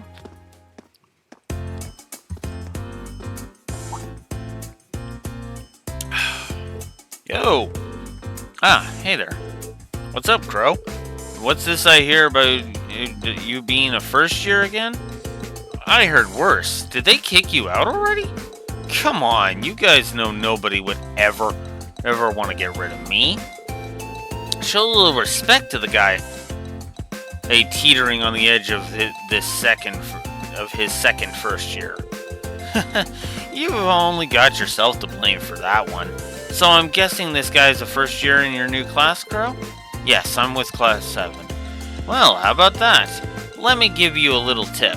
Never drop your guard around this guy, because he'll be in your pockets the second you do. Hey now, we don't want to give my new classmate here the wrong impression. Trust me, I've got all the impressions I need by now. This is ridiculous, Crow. Shut up and give me a hand here. Here, this thing isn't going to carry itself. You could at least ask nicely. Alright, let's go get the rest of the crew to help us out with this. Huh?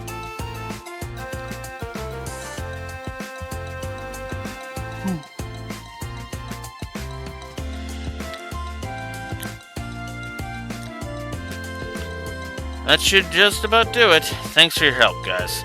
Don't sweat it. Just make sure you pay back that money you owe me. Yeah, I know. In that case, we'll leave you to it. Thank you for your help.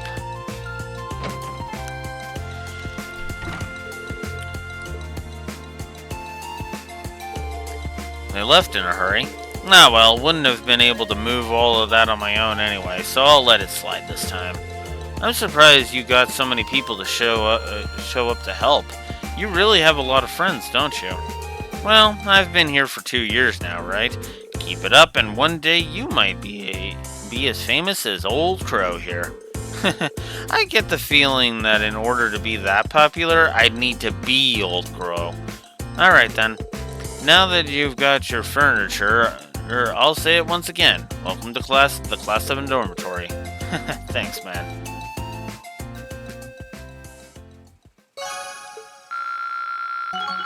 Nice! Link rank 3. Counterattack and cover. Perfect. Alrighty. Alright, let's go see Instructor Sarah.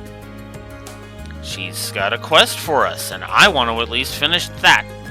And I think that would actually be a better way to wrap up today's session than the old schoolhouse anyway. Ah, there you are.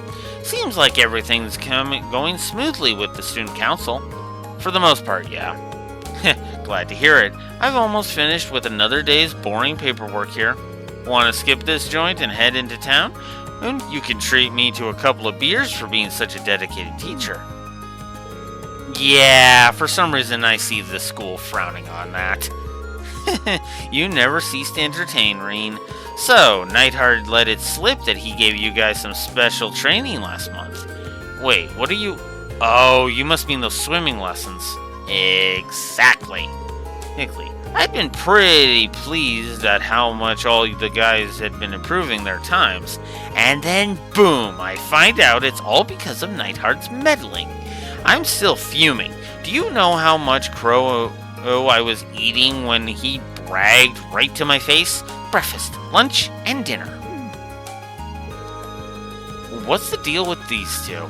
No, it's like they're locked in some mortal struggle to outdo each other. Well, if that's how he wants to play it, the gloves are coming off. I'm going to hold special girls-only lessons. And you're just the man who's going to help me out.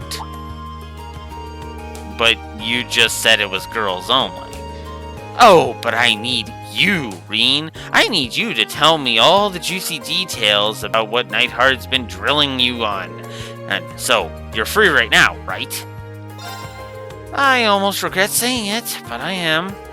Splendid! Let's tear off our clothes and get into our swimming suits. Let's go gather up all the girls and tell them to meet me at the gymnasium.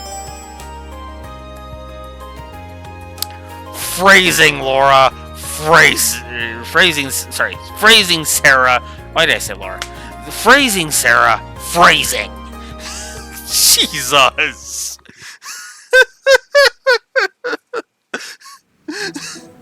Oh God.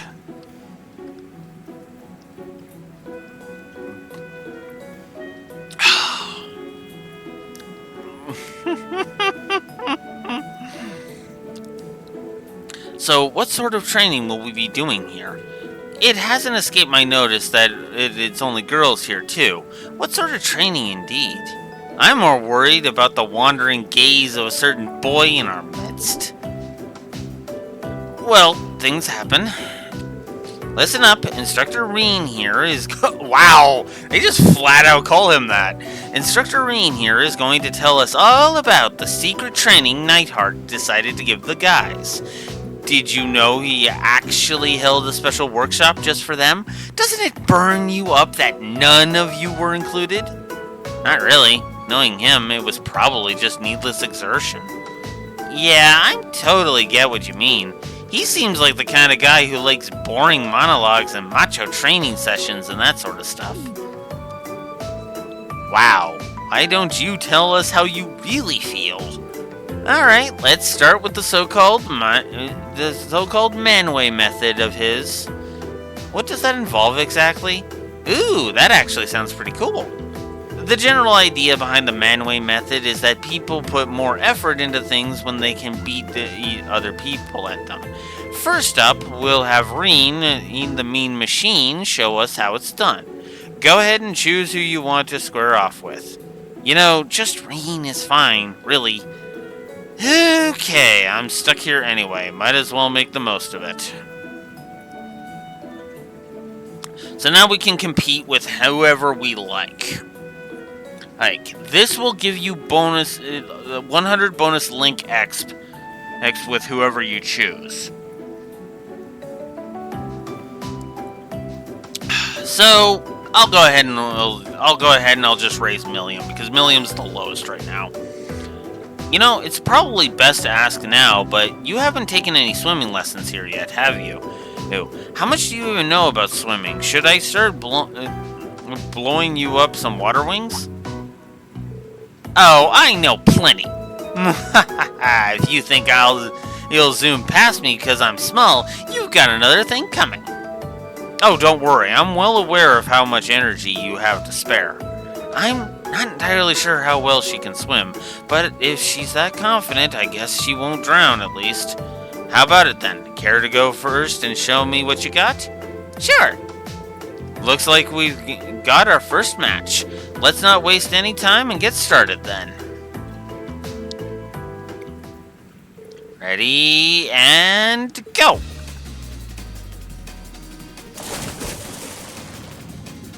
Is it going to remind me again? Yup. I actually do like that it reminds you of that because of the infrequency of this.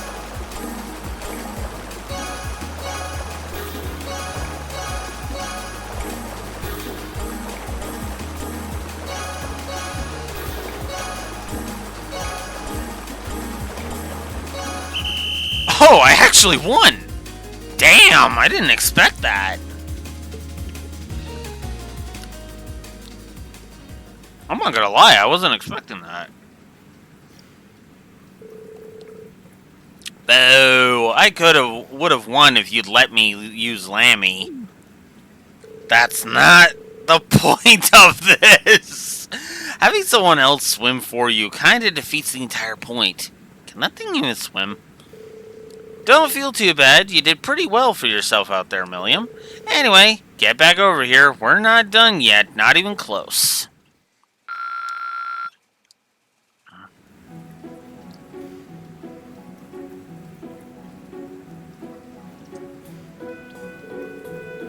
So what did Neidhart have you guys do after this?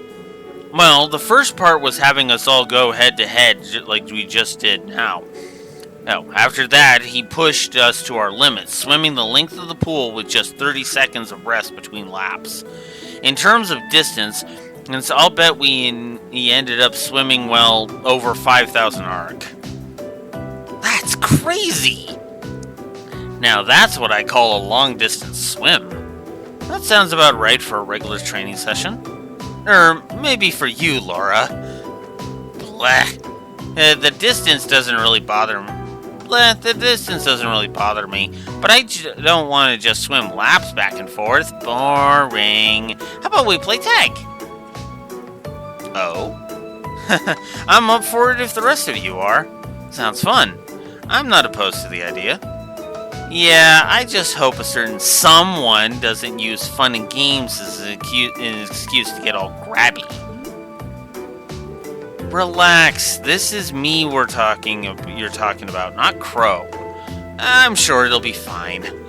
Well, looks like everyone's up for a rousing game of tag. Woohoo! Oh, I'll be it first.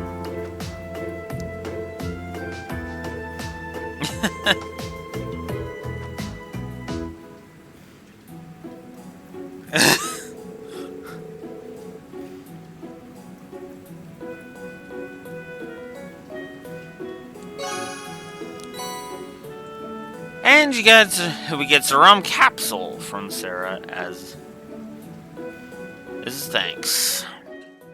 So that's actually a good reward.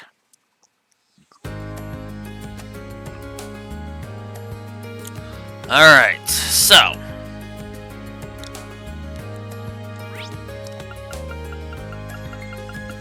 with that, It's just the old schoolhouse left.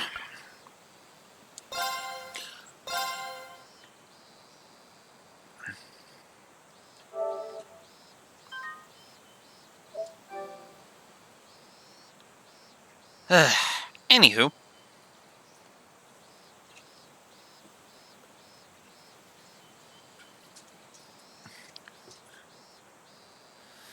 Well, a cat decides to be a stupid idiot. I'm gonna close this off. Tomorrow, 9 a.m. Central Standard Time, I'll be back for the end of the free day of Chapter 5. Blue Wolf Alex the Lore Walker signing out. Have a good one. Later.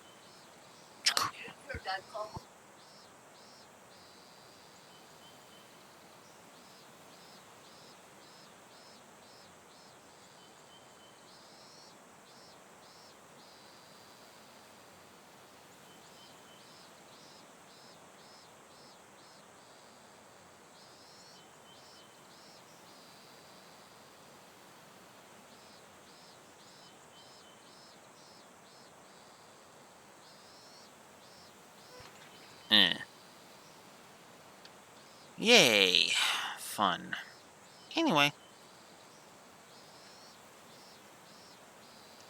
See you later.